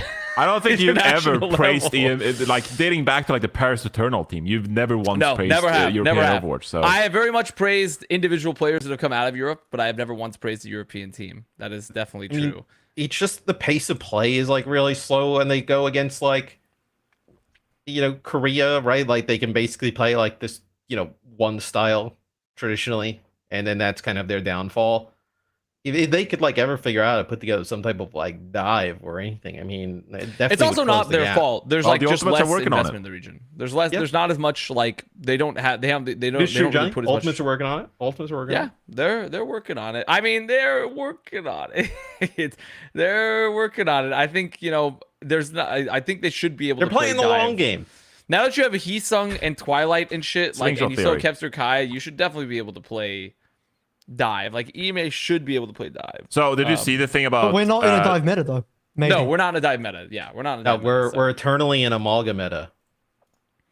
People were guessing that the reason why the Korean players joined Team Vision is because if you win ESL Saudi Challenge, you get you qualify for the last chance qualifier for Midseason Championship. So Vision, even though they're competing in Faceit Masters, if they just win the Saudi Challenge, they qualify for the last chance qualifier. Who else is going to be the last chance? You might have to go up against, you know, like a solid Korean team, like a Korean OWCS team might be in the last chance qualifier. So you could be like, it's the last chance I don't know about for Violet's motivations, but you know, on Vision, they're still spending money apparently because they're eyeing that last chance qualifier. I guess we don't know the format of the LCQ, right? Like, we still don't know anything about it. No, so like there could be an LCQ for each region, Avril. So like potentially, I think their logic would be is like they want to play in the hold on, EMEA. That doesn't make sense, Matt. There's only LCQ only gives one slot to EWC. So if there's an LCQ for each region, how do you choose one team to go to EWC? Is that the breakdown for EWC? That's interesting. Then yeah. Also not that graphic. LCQ counts for one team. One qualification to EWC is only one. Yeah. I think that's what the graphic said. Yeah. So it has to be a global LCQ. It can't be a regional LCQ. Okay. Or it could be regional, and then we roll the die. Regional in one region. You see which region decide. Yeah, I mean, Yeah, which and then region? you just roll the dice, and you'd be like, okay, they're making it through this time. Good luck, everybody else. It's the Hunger Games, you know? Who Just do a little knows? Hunger Games strategy, and then just roll the... I guess it's not Hunger Games, technically. The global one is more Hunger Games-esque, but, you know, I'm just trying to make fun of it. Either way, it's probably going to be fucking global. We'll see. We'll see. It's exciting, though. I like a little last chance qualifier along the line for one team to qualify, so... We'll see if Violet and the gang even make it in the first place. It's 3 teams competing for the #1 spot. But Alcadzia and Twisted Minds are still in there. So I guess if Twisted Minds or Alcadzia win, I guess they defer their spot if they qualify to begin with. And then maybe the runner-up get the SEQ spot. We'll see how that one unravels. But if Team Vision, they beat Alcadzia and then Twisted Minds, then they qualify. But we'll see. That's the Saudi challenge for you. All right. The Ultimates. Reddit kind of blew up after the Ultimates got beat by Quick Esports 3-2. It was not a great showing. Kevster had... This hurts my soul, but a bit of a disaster class on the Sombra. Was not on the right page with Heesung and Kai whatsoever. It was just not a good showing at all. For the Ultimates, who fall very narrowly, by the way. It was a comeback on Runasapi as well, which saw Quick Esports come back in overtime to win the map as well here. But this is a team now, the Ultimates, who have not had a good run in EMEA at all this entire year. In Stage 1, they went 2-5, and they kind of low-key got saved by the Mauga meta that got introduced in the EMEA playoffs bracket, where they had a bit of a lower bracket run, and they were very close to qualifying for the Champions Clash. But what sticks out to me was the fact that they were 2-5 in Stage 1 in the regular season. They come out in Stage 2, they beat Gen G, they go 3-0, looks really clean, and you're thinking like, oh, they beat a partner team, 3-0, the dive looks really clean, they play Winston Tracer, all that good stuff. But then they take losses, and like you lose to Alcadzia, which fair enough. Alcadzia, really strong team, one of the most impressive teams in the region so far. But then you get beat by Quick Esports, and people are kind of losing it because they're looking at this roster and they're thinking like, oh my god, there's Kevster on this roster. Oh my god, Heesung, so talented individual. Kai, you know, dating back to the Overwatch League days. Twilight, oh my god, I love Twilight. But this team just seemingly can't put it together at all. And now they take another brutal loss. They're down 1-2, and they still have a pretty big gauntlet to go through this stage. They still have to play really strong teams, right? They're playing Twisted Minds and Virtus Pro still, I think, in Stage 2. So where do we even go with this team anymore? Like, because I was willing to buy in after the 3-0 win against Gen G, but now we're back to like when we ranked them 16 in our power rankings because we just didn't believe in them whatsoever. I mean, I can tell you what's wrong. Yeah, Matt can go first. Okay, no, I'll go I first. mean, so I think they're kind of just going through the difficulties that kind of Christopher alluded to in week 1. Like, there's going to be communication issues, right, with Heesung and the rest of the team. We know that.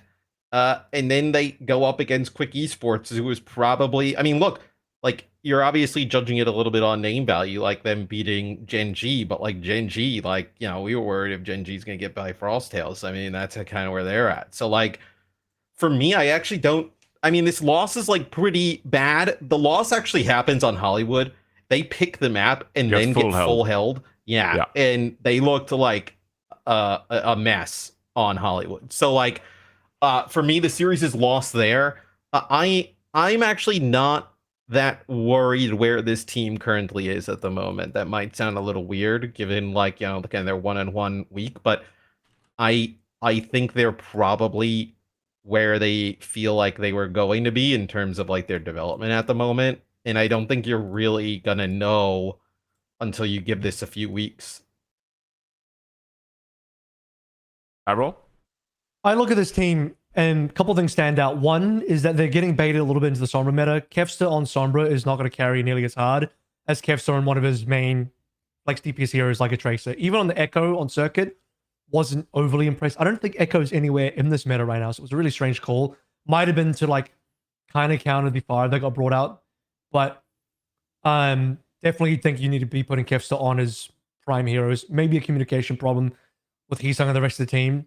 But at the same time as all, I think you want to bring in Heesung to play dive. They clearly wanted to do that, but I'm not convinced we're really going to dive meta. It seems like still, I'm not, I was betting a lot last time saying maybe we're an amalgam meta, but probably where we're actually at is in some sort of brawl-ish meta.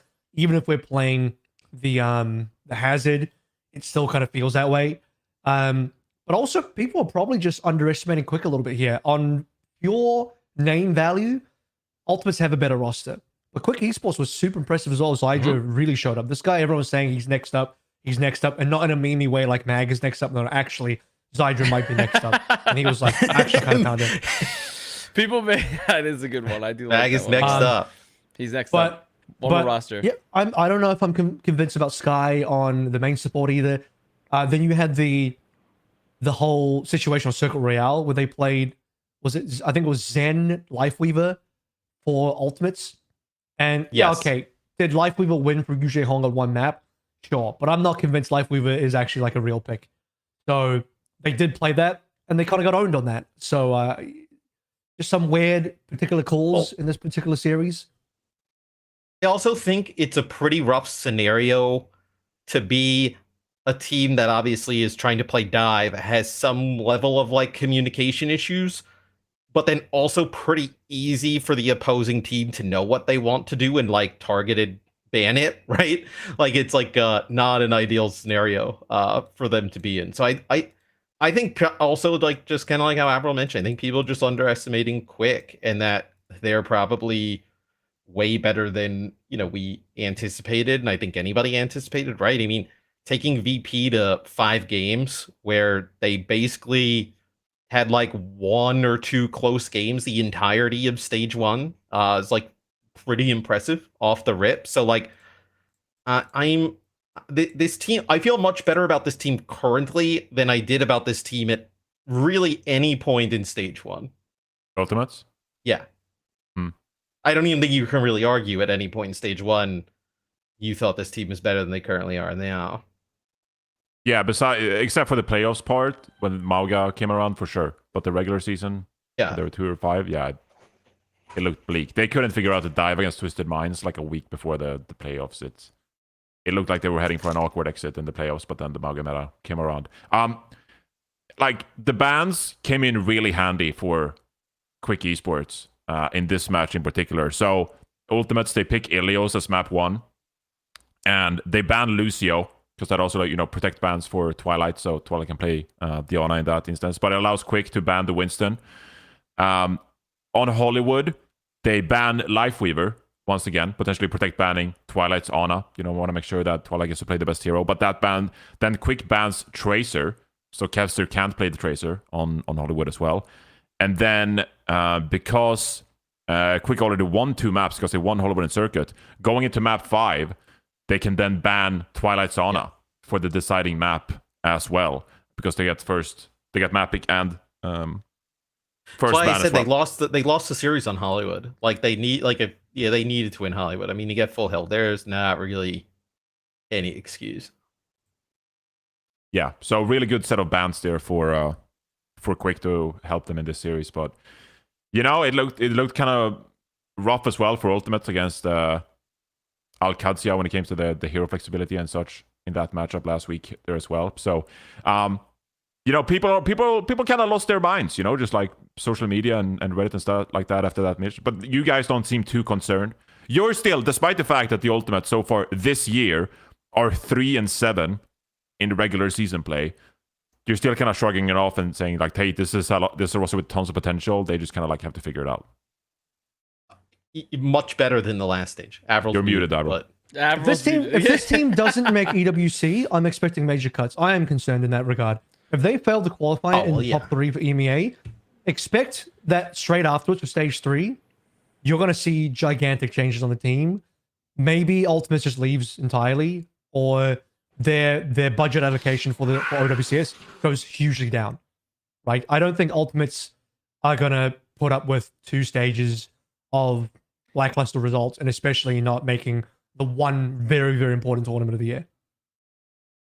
Yeah, it is a big one. I doubt Ultimates would leave. Honestly, it seems. I mean, who knows? Obviously, we never really know. They'll drop their budget like massively then. If not. But like I can't say for certain like on that aspect, but like it's just they didn't do well last year. They are in the process of not doing well this year. Like, and this team is clearly hyper invested. Like it's just like this. It can't be. You can't be dealing with this sort of stuff when you have these sort of names on the roster, and like you can't be dealing with this level of just general underperformance. I do think, like, obviously, even if Quick, let's say Quick are like the next, like they might be the next big thing, and that might be very true. They might be really good. You know, it's just like not the performance level you can deal. Because I didn't watch this. It seems to be a very close Mat 5 situation, but like this is like a promotion team coming up. It's not even like an established roster with established players. So. Yeah, if you lose like a game 5 to VP, it doesn't feel as shitty. Yeah, if you lose to a game 5 to VP, it's like, well, like that's about the level we're expecting. You know, like we're expecting teams to lose to what is looking to be like the best team in the region, but like we can't. That just can't happen to this sort of situation here, and like it's happened repeatedly now where they just lost really key matches. A bunch of this, I think, also kind of depends on like what the fuck Quick Esports does the rest of the time in the EMEA, right? Yeah, like if they're like legit, right, then this loss doesn't feel bad. If they're, in NA, who the fuck did we hype up that first week? Was it Rad Esports or something like that? And they ended up being dog water the rest of the time. Like, if they end up turning into that, then it's like, all right, this looks like way worse. Did we hype up? Did that ever happen? Was Rad hype? I think it did. I mean, I'm not pleased with any of the takes, but I think there are a few of us on the rad train. On the rad hype? Yeah, we were on the rad train. I don't remember that. I mean, it's on possible. The rad train for sure. I think the biggest thing for Ultimates, and this seems to be a consistent problem too, is like if this team, I don't think you have to play dive. Honestly, I really don't think dive's actually. I think honestly, it's kind of a mask too because they pick up. It's almost unfortunate because they pick up Heesung and like legitimately, I don't think this like there's a dive meta anymore.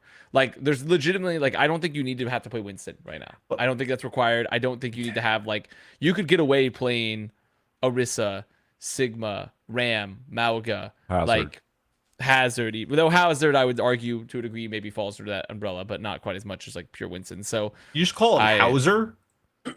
No, Hazard. I probably might just add an extra U to there, extra U to that. So I do think that like this team, it's weird because they made a pickup and then the meta actually worked out to where Heesung was literally not even required. They almost would have been better like fucking poaching Ziad or something. Bro, Ziad is a fucking beast. So we'll see as it goes on. We'll see. And I do think it also still just continues to beg the question of like how if they pick up a Korean tank and still can't play dive, like bro, like is like Christopher might actually be the most European coach of all time because he cannot teach a team how to play dive. It's just impossible. But I don't think this is the issue here. I think if anything, it's Heesung may not be the right pickup for this team right now. I mean, they alluded to like the communication isn't ideal at the moment, right? So like that's we'll see. not. I mean, that's a tough. But I mean, you knew that going in, right? Like I feel like that's just like another front office. But like, you also knew you weren't going to solve that in 2 weeks, right? True. So it's like true. If you're still having this problem like in playoffs, then like man, then it's like bro, got to make the playoffs. They got to make the playoffs first. That's true.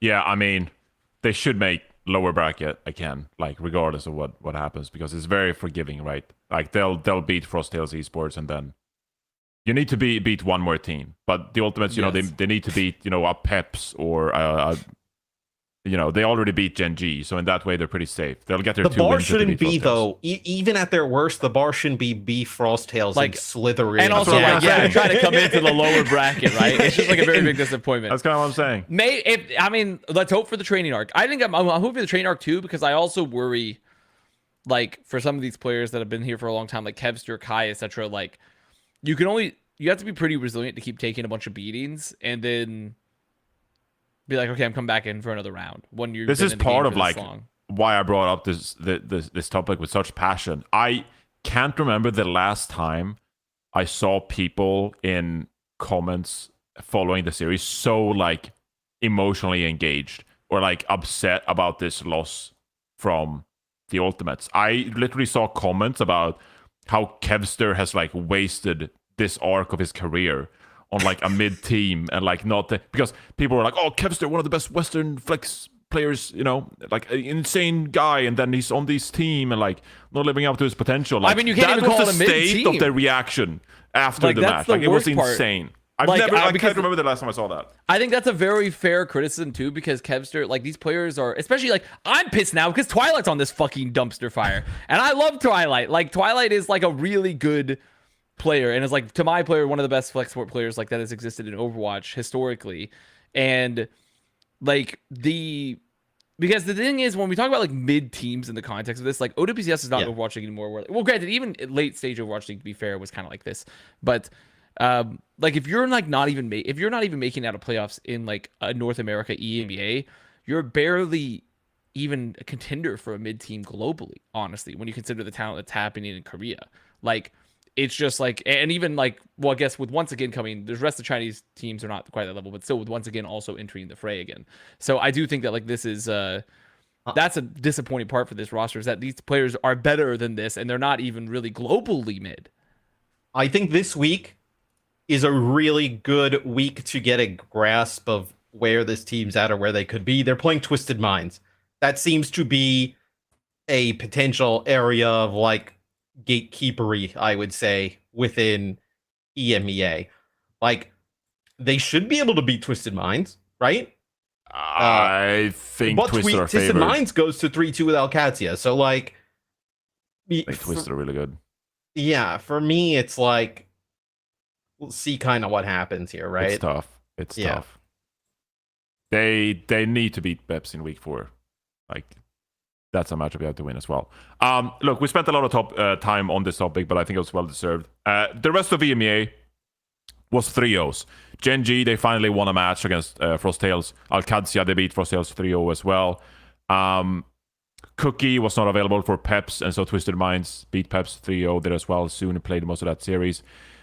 Realistically, we have 30 minutes left on the podcast before people have to go. So I think this week we can kind of skip talking about most of these teams, because frankly, there was not a lot of like competitive action and stuff we learned from this week in the EMEA. So I quickly want to pivot over to North America, and then we'll spend some time on Korea, which actually I think there's a lot to talk about Korea.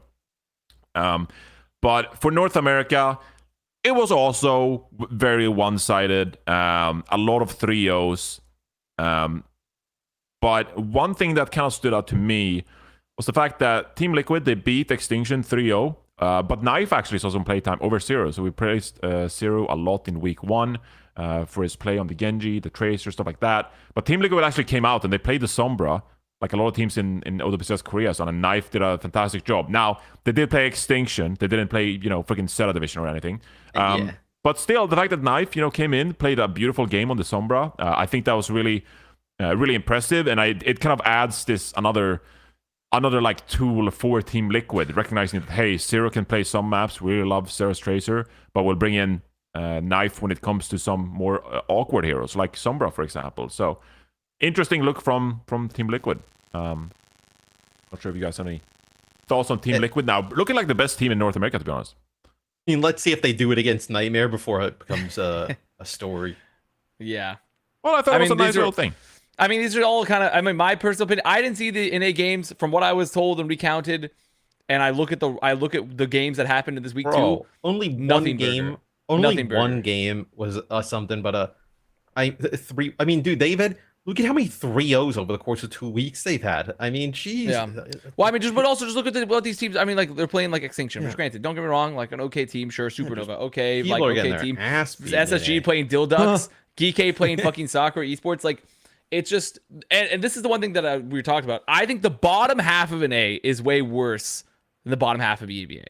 100%. I can totally agree with that take. And I think, like, when you're coming against these teams, I'm just like...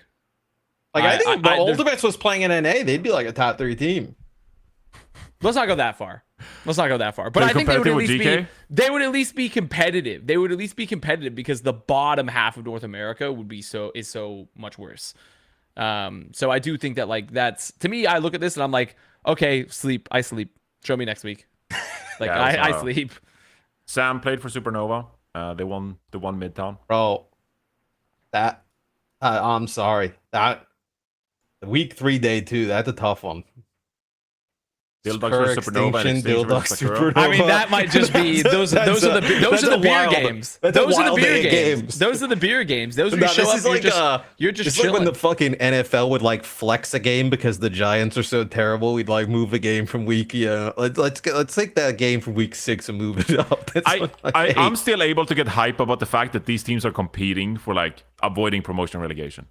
So like there is actually like it's quite a lot of stuff on the line for these people. This is how you fix the schedule. You just swap a game. Swap a game from May 24th to May 25th. So each day, toss that SSG one down there game. or Nightmare down on the 25th. Yeah, come on, what's going on? That's how you fix it. There you go. That's all it is. To be fair, wouldn't we have to be live adjusting the schedule for that to occur? Like it'd have to be like. Is there like a holiday on the 25th that we're trying to get out early? Is Labor Day? Did Labor Day already happen? No, it's soon. It's soon. Is Labor Day? Is Labor Day 26th? Somebody in the chat said EMEA is by far the worst region, bro. You were just North American coping, dude. I don't know, man. Well, to be fair, North Boston's America is also better. count. North America is better than EMEA, but only the top region. The bottom half is so bad, though. EMEA is their bottom half of EMEA is far better. It's essentially our two systems that we put in. EMEA, much like the European Union. Okay, it's September 1st. September? Jeez, bro. I don't know what you're talking about. I immediately answered you. I was like, yeah, it's soon. What was I? We got 3 months ago. Wait, if there's a Canadian, if there's a Canadian in chat, Canadian. Oh, Memorial Day. Memorial Day. Memorial is 26th. Yeah. Memorial Day. Yeah. See, there we go. I knew it was something like that. Oh. But see, I knew we were going great on. American. I think those barbecues early EMEA, they then, I have guess. like a very diverse spread about talent. Like they've removed the top to make a very strong middle to bottom. Okay, a very strong middle to bottom. While in America, we have a very, very strong top and a very, very bad bottom. Okay. Are you describing Overwatch or the just the economics of North America? I would argue that perhaps I would say that it reflects in the systems of both. And nothing else. It reflects in the systems. It reflects in the systems. They have a lot of North America got plenty of money at the top to go buy some talent, so the top will be strong. But the poors are unfortunately they're fucked. And then EMEA, like everyone's kind of poor, so like everyone kind of struggling. Johnny's got a Peloton, he's got a dog, he's got a college shirt. I mean, just you see the. I mean, Johnny's definitely he's going to the country club and he's having some fan great... is something out of the future. Is that a the Dyson? That's a Dyson. Damn, bro. Yeah, he's at the country club. It filters away all the Los we'll be at the Angeles particles. YMCA. Yeah, bro. We'll look across the street, Matt. We're gonna be at the YMCA. Johnny. Yeah, I get excited about maybe getting a fridge with like that water that comes out of it. You know, Johnny, he doesn't care. I mean, dude, I will say after moving back home, I got an fridge water dispenser again. I'm like, wait, this shit goes crazy. I haven't had one of those in years. It kind of goes dumb. It kind of goes dumb hard for the fridge water. That's really cool. Yeah, I'm really grateful that I'm not cool. breathing in burnt plastic and burnt batteries. Where? It's a great thing here in Los Angeles. So grateful for my Dyson filter. Yeah, Spirit. But you know what? That's part of the local ecosystem, though. I think at this point, everyone in LA should have a decent amount of like microplastics and lithium in their bloodstream, because that's we get enough from the cutting boards and stuff. Okay, there's actually a clip from this. Me and Matt were talking on my stream, and he didn't know microplastics was a thing. So if you want to see that clip, I'm learning now. I was watching a thing the other. I mean, just keep going. Yeah.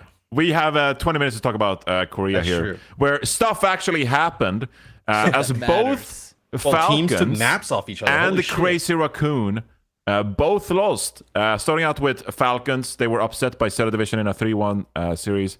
Falcons, who have now really struggled to kind of integrate someone into the roster and look really clean on this Winston dive. I remember waking up that morning and I quickly just like skimmed through the VOD. Someone on my stream said like, "Oh, Avast got really heated about the Winston or something like that."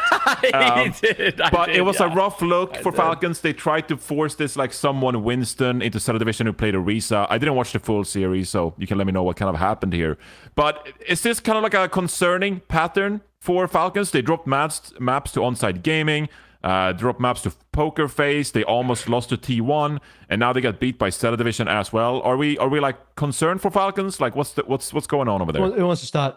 You want to do your Winston? I mean, I'm already telling you. I'll tell you. Here's my. I saw the Division, to be clear. I don't blame someone. AVRL should follow up. My personal opinion is I think Winston is not meta. I just don't think Winston's that meta. I don't think he's that good. I think he's a situational pick at best in the current meta, and you can definitely make it work. And there are a lot of maps where it's not bad, but I think holistically you can get fine without even touching Winston right now. I think you could literally get by for almost every map and not even play Winston. So I think Falcons are kind of just throwing shit away a bit. I saw trying the to pursue vision though. this. Like you have a Sombra Winston, you follow up on the Freya bolts. If you're Freya doesn't hit It's bolts, also then... bait. It's also just there- bait. It's bait. Sombra's bait. I think Sombra is a trap. I think Sombra Winston is the biggest trap. I think it's literally the FBI. It's the Overwatch equivalent of FBI honeypot. Like they're trying to get Koreans in there. They're trying to catch them in. They're like, "Oh, Sombra Winston, play this. Oh, it's gonna be so fun. Like you guys are gonna love this one." And then like you're gonna get in, and they're like, "Wait a minute, this fucking sucks. Like we've been caught up, and now we're in Guantanamo." Falcons like, even played no way. Sombra on Suravasa at the Champions Clash against. I think the Sombra word out Winston is a honeypot, is the Overwatch honeypot for Korean players. So there you Avril, go. are these Now, teams Avril, just your turn. bored? Like if you're Falcons and Crazy Raccoon, like you've just literally played in every, like I don't know. Like for me, like the North American player inside of me would be like, oh, eventually they will just get bored and complacent and just slowly erode. Are we Shu hearing had a this? translation on his stream, and he essentially said something. I'm paraphrasing. Essentially said something like, "Oh, we lost the like map win record streak we had going," and then it seemed like the motivation at that point, because like, oh well, we lost our map win streak.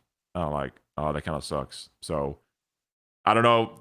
I don't want to read into that too much, but it did seem like that was the record they care about. And then, but you know, they did lose to. You know, I'm gonna bring up the Nightmare match. They lost to Nightmare, and now Crazy Raccoon, they lost again too. Like, are we past the days of a top 2 in Korea? Have the other teams caught up? Let me talk about Falcons first. Yeah, go for it. First of all, this is the Falcons Cope. I'm going to deliver the I'm Falcons baiting. Cope I love it. Premium. This is same day Amazon delivery Falcons Cope. They didn't have Proper the whole weekend. He was sick. He wasn't playing the whole weekend. Stock and merit have, are not good enough, apparently. definitely didn't have the by far best player on their team, in my humble opinion. In the world, actually. Let me just start with the world, actually. Also, once again, that's Cope. That is so Cope. That's so Cope. But go Avril on. did have a proper tweet since the last episode as well. Anyway, so that's number one. Number two is, bro, his win rate is ass.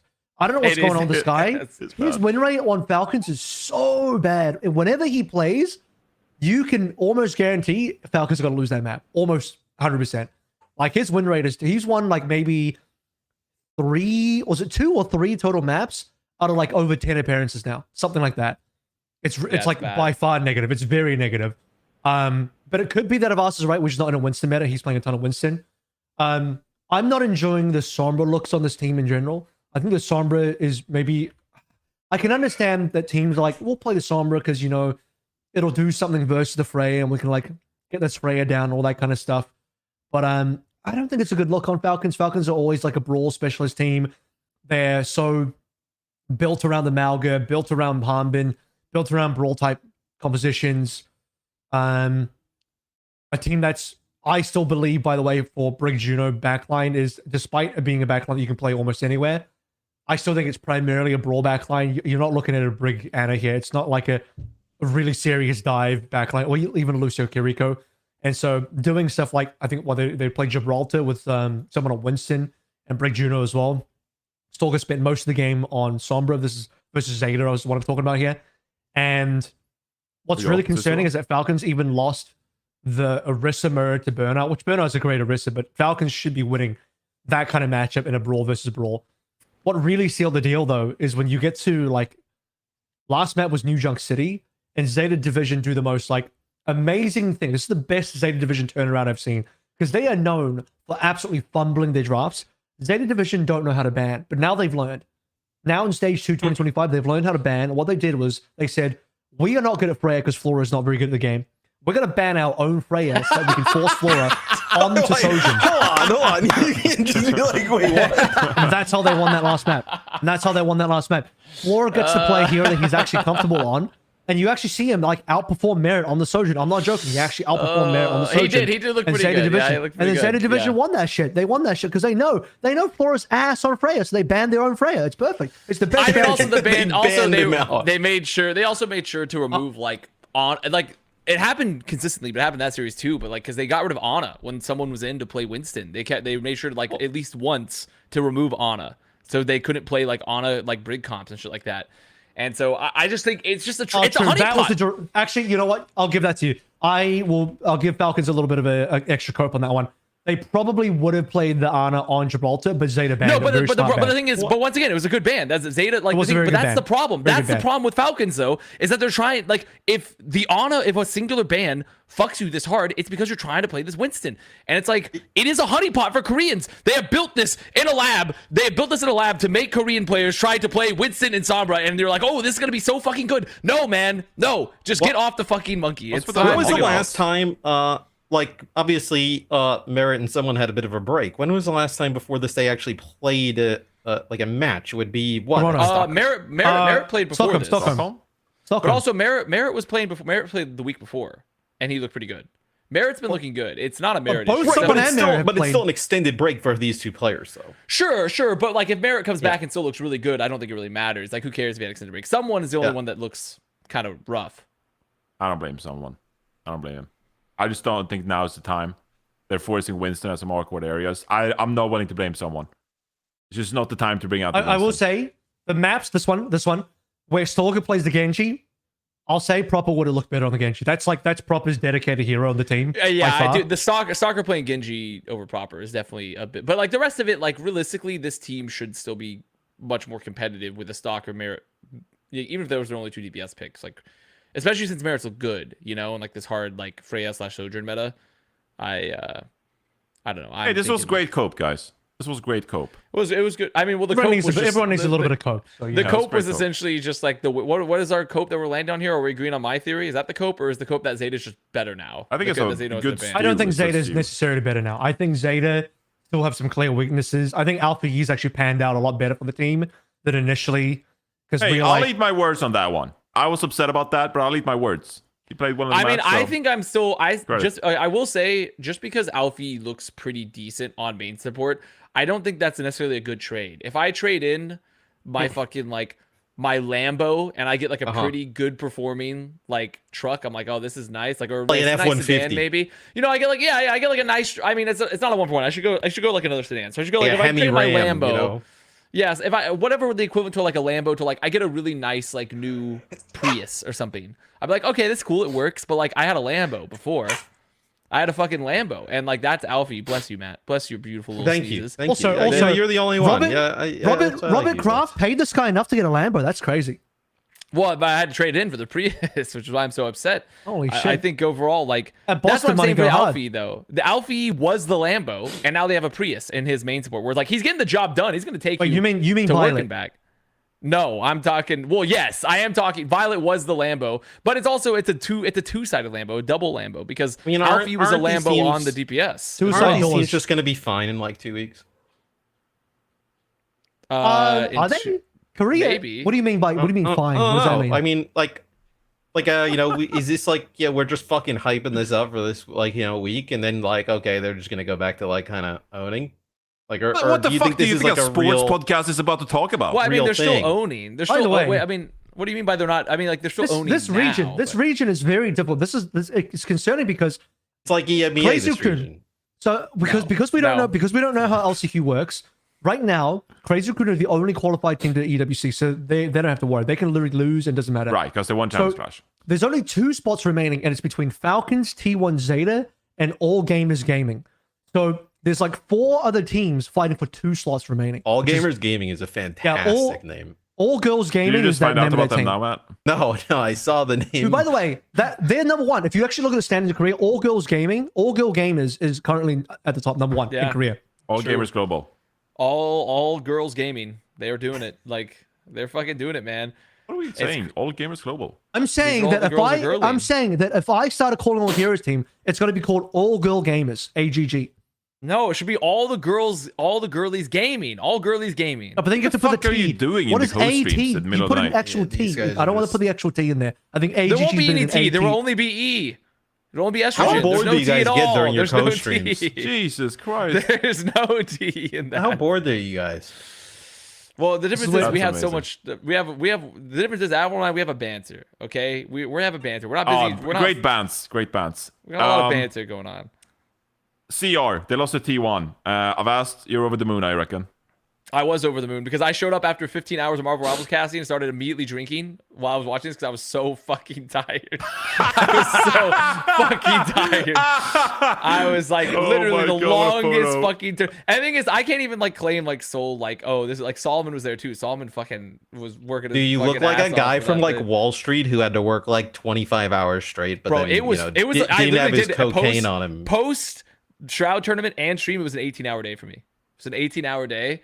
Yeah, that's just the content creator life, though. I literally, that's not the content creator life. Most content creators doing like 7 to 6 hour days max. Some are regions, but like the point is, I showed up, started drinking. We won. We won. We won. We won. Bro, You're one of the boys now. We won. Okay, Proud. He did what we talked about last week. Proud really shored up and started showing up a bit more. I think overall, I will say Donghack played a lot of Winston, which is something that I advised against, but he chose not to listen. He chose not to listen to me. No, they also played Winston Sombra, by the way. So they did, which to be fair, I wasn't a fan of that. It's not what I told Rush they should have done. I still Rush can't believe you said we. That's my new bit. Is that every time T1 wins or loses, I'm gonna quote tweet their match post and be like, "Wow, we really showed up, like in the server." Do you think they would even know you exist? Bro, they absolutely know I exist because they're now, well, let's just say Avril, we're gonna have to change up some of the terminology we use in the country.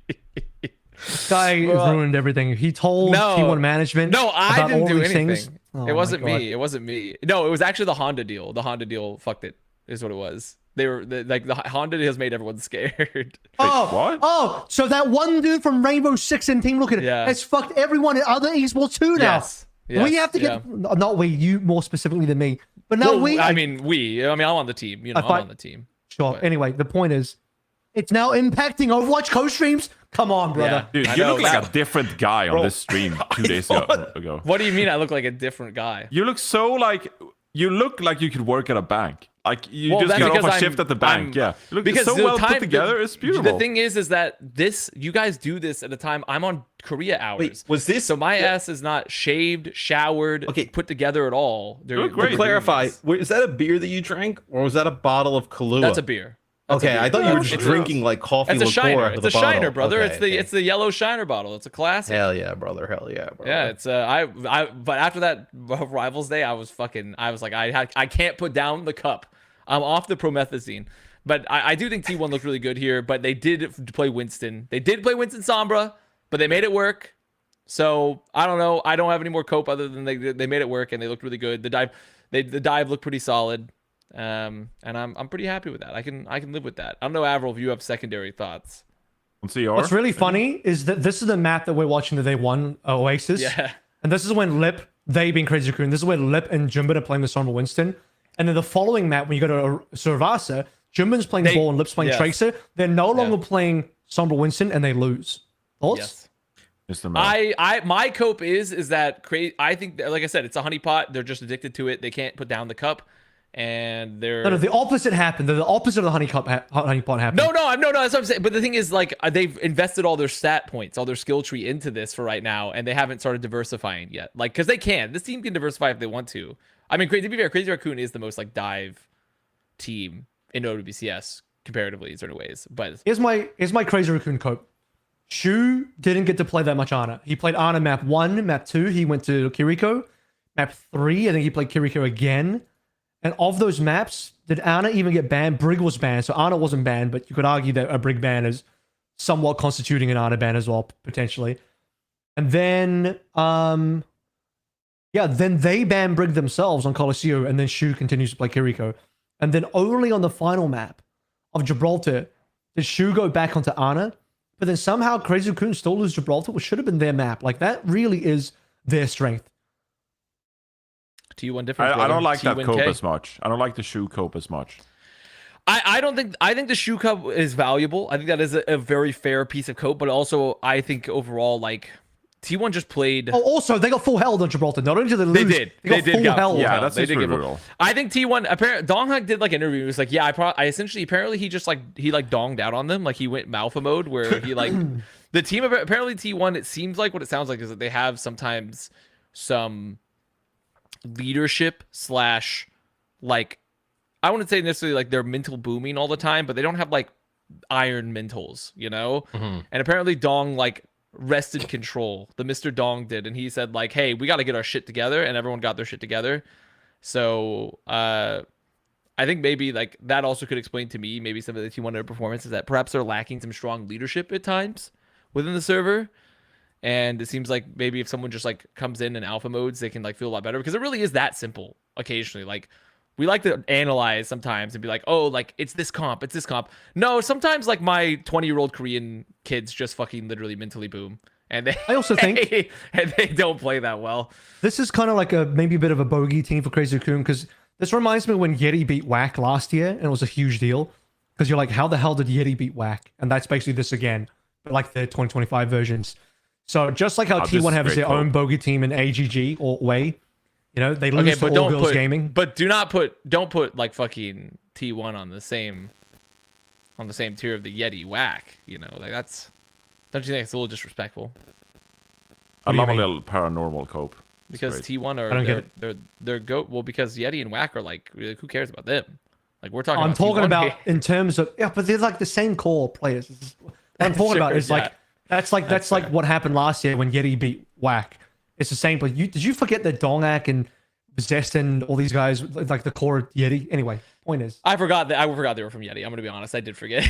Dude, Connor, you know what you Is gotta this the do? banter you guys were talking about? You know what you gotta do, Connor? this is- You gotta get the pilot fucking headset that they wear in Korea, and then if the face it like you can watch from a POV works, you should just watch from Vigilante's POV, but then cover up his name and put your name, and literally just Well, fucking doesn't that call out like only- you're playing an entire. Am I game. misunderstanding that feature? Isn't that only for Face It Pro matches, It not is. for It is. OWCS? No, what? So It says won't for the. work. Oh, it's not for OWCS because it makes it sound like it's for OWCS. Face Oh, it but not doesn't Korea. organize. Because Okay, also Korea is like on Soup. We're on Soup. We're Soup Gaming. So Oh yeah, that's true. Twitch isn't a thing. That's crazy. yeah, we don't. Well, it is for the Japanese broadcast, but Yeah. not for Korea specifically. So yeah, well, and we don't have that. Korea does have an English broadcast on Twitch when it's playoffs. When your boy I gets didn't on even know there. that. I didn't even know that. They're bringing He's you on. literally on it. Whoa! Announced. When did that happen? When did that happen? That happened last He stage. was on it at the last. Yeah. Bro, I wasn't watching Korea last stage because barely because figured my that ass was was a still good North one. America pill. This guy's like, Korea didn't exist until I started watching Korea. I mean, to be fair, that's kind of true. To be fair, that's Then kind go of to true. I Matt. mean, That's like what in he's a saying. way, Korea was the new EMEA. yeah. There you go. I Face know. it. Holy shit. Wow. I feel like my brain is How do you Look get at that access one, to the? Do you have to sub to Face It to get this? I think I just- assume you do, That's a right? good question. Yeah. It's just the face. Oh, you just have to log in. Oh, that's pretty nuts. Yeah, that's It's fucking the face sweet. client, yeah. Dude, we're finally Uh, back after all these years. The promised all access pass. After all these years, It'll be funny. It'll be funny if every week it's just the 2 DPSs on both teams. That's it. It should. Oh, there's That's- support that's how it right should be, here, actually. bro. There's support. Nah, but who cares about? Why is there a main support POV? Get that off the screen. No one yeah. cares about main support POV. Imagine you get unlucky on the draw and it's like 4 main support. It's like for one match. Frothy That would be Philly. really funny. But Matt, do you have to go? Huh? I can Yep. stay another like 5 minutes or so. 5 minutes. Look, these guys can keep yapping about Korea here. So, we should probably talk about, AGG or Auto-ocean. something. The fact that they went two matches here, but at some point, where do you want to go next? Where do you want to go next? I'll let you decide. Where do you want to go should we next? do Old here? Ocean first? I wanted to should probably combine do Old Ocean with Bren's Player of the Week because Ryujehong is getting Bren's Player of the Week for playing Lifeweaver. Oh, you've already Whoa. committed to that? You've already I am committed. already Didn't we already give committed Jayon Spoilers. Player of the Week like last week? Who cares? Do we? Okay, fair enough. Yeah, Bro- because bro remember can I get said back to back. because he won the because he won first a match, map, right? because he won the You first guys match in Poker Old Face? Ocean in Oh. like fucking like a year Yeah, never mind or then. something. This is too much. I mean, you can still do it. I mean, who cares? The This rules, we is write separate rules, though. It's man. because he won a map on Lifeweaver against. You can give it to him again because it's just Jaehong aura farming. You know, It is you great can give it to him farming. again. I made It's a crazy. highlight reel of his plays on Suravasa. He gripped people who were bolted by Freya, put trees in Kitsune rushes. It was. By the way, he is still playing like top level ranked in Korea ranked.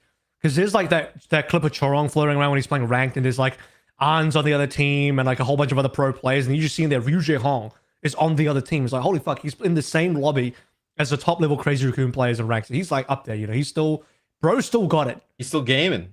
He's like 34 and still absolutely pounding. at the highest levels of Korean ranked. And playing Look at this- Lifeweaver look at this here grip. on OWCS. Did you Look at make that. this? Woo! Did you make this, Johnny? This video that Oh, you posted on Twitter. I made this. Oh yeah. This is impressive. I was like, It's goated. just the Dude, vibes for on real. this video. Dude, look was at really this. I Look at just this guy. put on some 2000s trance music, the dumbest transitions I could find, and some video filters. You know what you should have done? You edited this? Yeah, man. This is Johnny. This is all Johnny. The key is really good. The key is fucking I goated. love the key. Oh, this That's isn't so too bad. goated. And then the slow-mo tree blocking LOS with your own wall. Holy. No. What you should have done as a full joke in this video is you transition to one play where all he does is charge up a heal to full, heal somebody in slow motion, and that's the entire play, and then you transition away. Yeah, Look at that tree. That's kind of the same gist, Avril. The gist of it was my guy played Lifeweaver. There's there's not a ton of highlights to be found. There's some grips and some trees, and that's about it. But I mean, hey, he won a map on Lifeweaver, He did. so credit to him. This is the one map I missed. This is the one I missed. So, Avril, you're the only one that can talk about this because I missed this. I still don't know how the hell he won a full map on Lifeweaver. Like, honestly, it doesn't make sense to me. I don't know what the Lifeweaver does in this matchup that does anything better than, like, if you played a Brig Juno, for example. I did say, however, the vision on that has first... to be to grip people who get The bolted, tree, bro. The and to tree. put the tree down and consideration. Well, That's it. Okay, bro. the tree was good on the first point. If you're like, in a in this- pick-oriented comp, then you can prevent picks. That Like, has to be the only way. unironically, in your frag video, the first tree he puts down on the market, the first point, was actually great because that happened on the last fight. I'm like looking at the ultimates. I'm like, okay, bro's about to have tree on last fight. If he just trees the point, and it's a very small point, right? You guys remember that first point is tiny, and the tree covers the whole point. So if you just Dude, tree that the point, grip you was win. sick. Big tree. But the tree here is like the tree barely covers the point here. Do you see what I mean? So it's like tree on the Huge other healing. points are not good at all. I guess Yeah, but the healing do you is. see where he put it? He put it on the choke so it could block. They could fight on the choke at least a bit. They and play didn't. They outside the didn't point. even put it on the choke. Like you could have just. Dude, the fully- fucking Look at this! balloon. Look at this crazy! Look at this crazy play right here. balloons. The balloons coming up. But at least I saw the vision. Puts the I tree saw down, the vision here. puts the pedal on the Orisa. Huge. And then someone, Dude. and then dies. and then Probe still dies. He pedaled the Lifeweaver would be Orisa so. ultimate. Look at If this. he was like not terrible, he'd be fucking sweet.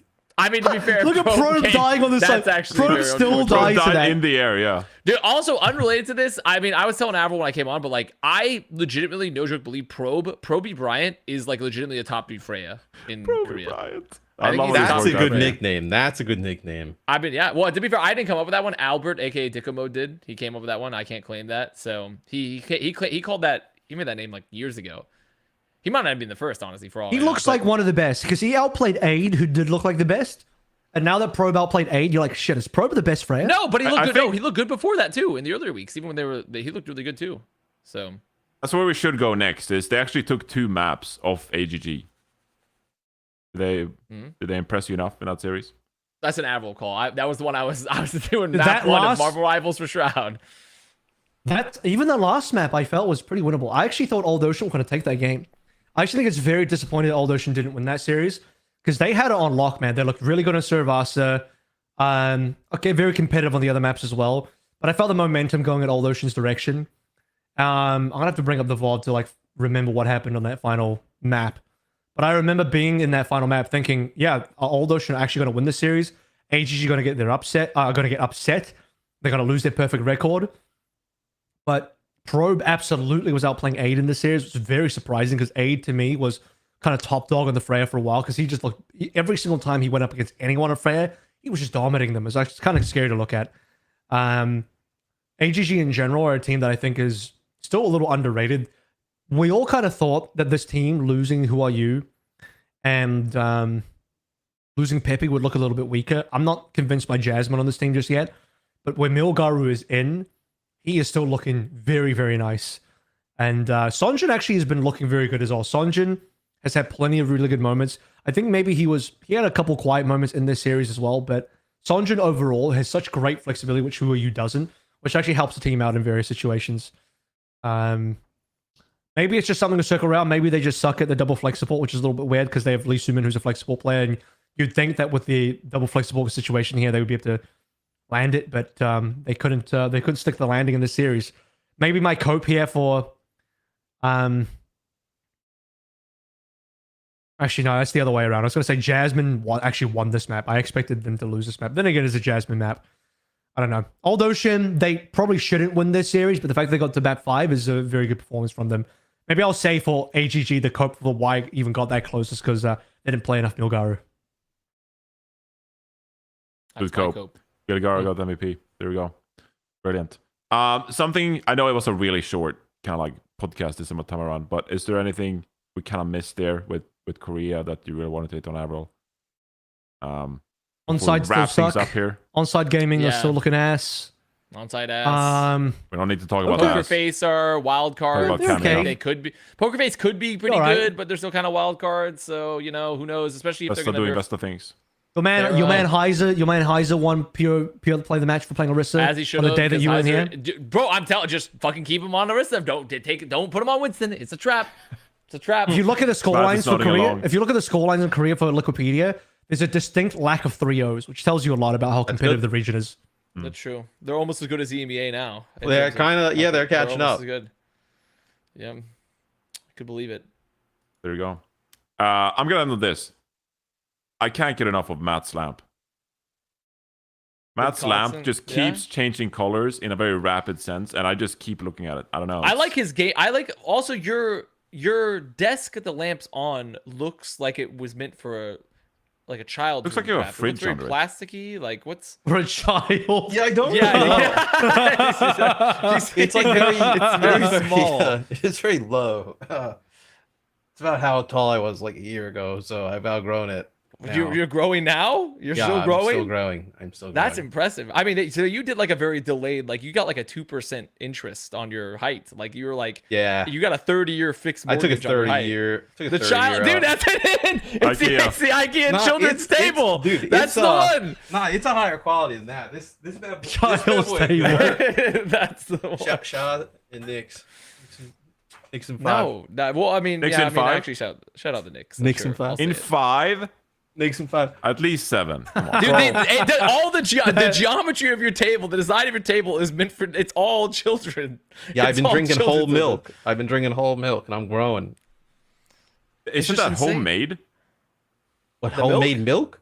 Yeah, the whole milk is the homemade, fucking though. table, you moron. No, it's homemade. Homemade whole milk. Oh, I remember because when you lived in Los Angeles and was actually social nearby, didn't you have like a homemade setup? Yeah. But then I moved. So that's not it. So I don't. Yeah, got rid of it? All right. What? It's all gone now? What? Yeah, it's gone. I like it. I mean, in general, I think it just fits the vibe that you just have like your Streamer Nation background. You kind of got like a little Reddit shelf. It's not really a Reddit shelf. It's perfect for like the front page of Twitch. It's the same fucking And then I got like it's the same fucking table. I got that's like the Night King. You can see there. Holy. Dude. And it says you need a shelf. It says I want you as cool as ice, and then you need a shelf. You Bro, can have those a like shelf. DVDs or games back there. I got Melania over there.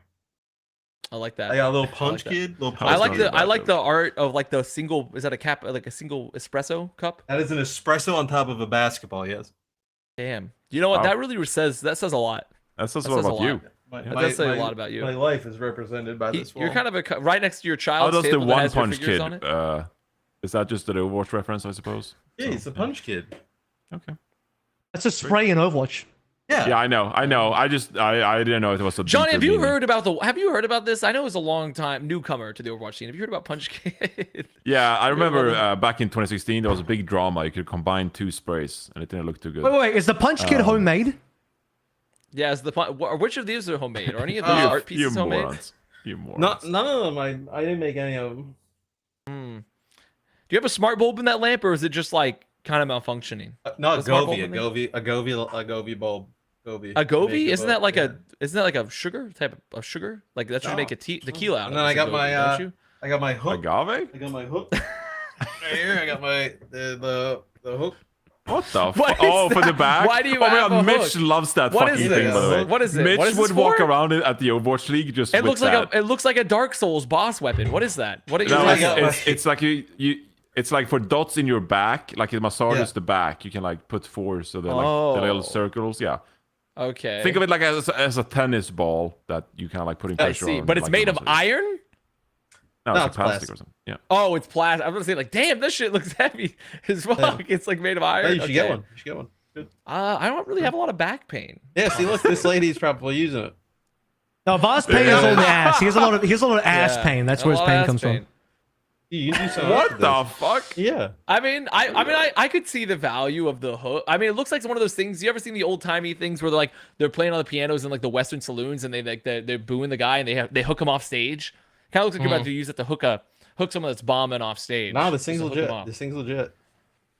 Okay, well, good Great. to know. Good to know. There you go. We should be sponsored. Perfect. Yeah, we But, should be sponsored by whatever the fuck this is. Whatever this is. Hey guys, thank you for another great episode. I really You're appreciate welcome. you guys being here. Siri says goodbye as well. She's taking a bit of a nap right now. We'll see you next week again. Thank you so much for tuning in. Thank you, Solomon, for producing the show. Thank you, Solomon, you're the The Yeah. Solomon. Avengers will return. Solomon you go also True. produced a long ass Marvel show. So shout out Solomon. Yeah, thank you guys. AVRL Avast, Mr.X. I'll see you guys next week. I'm gonna go watch Thunderbolts. Goodbye. All right.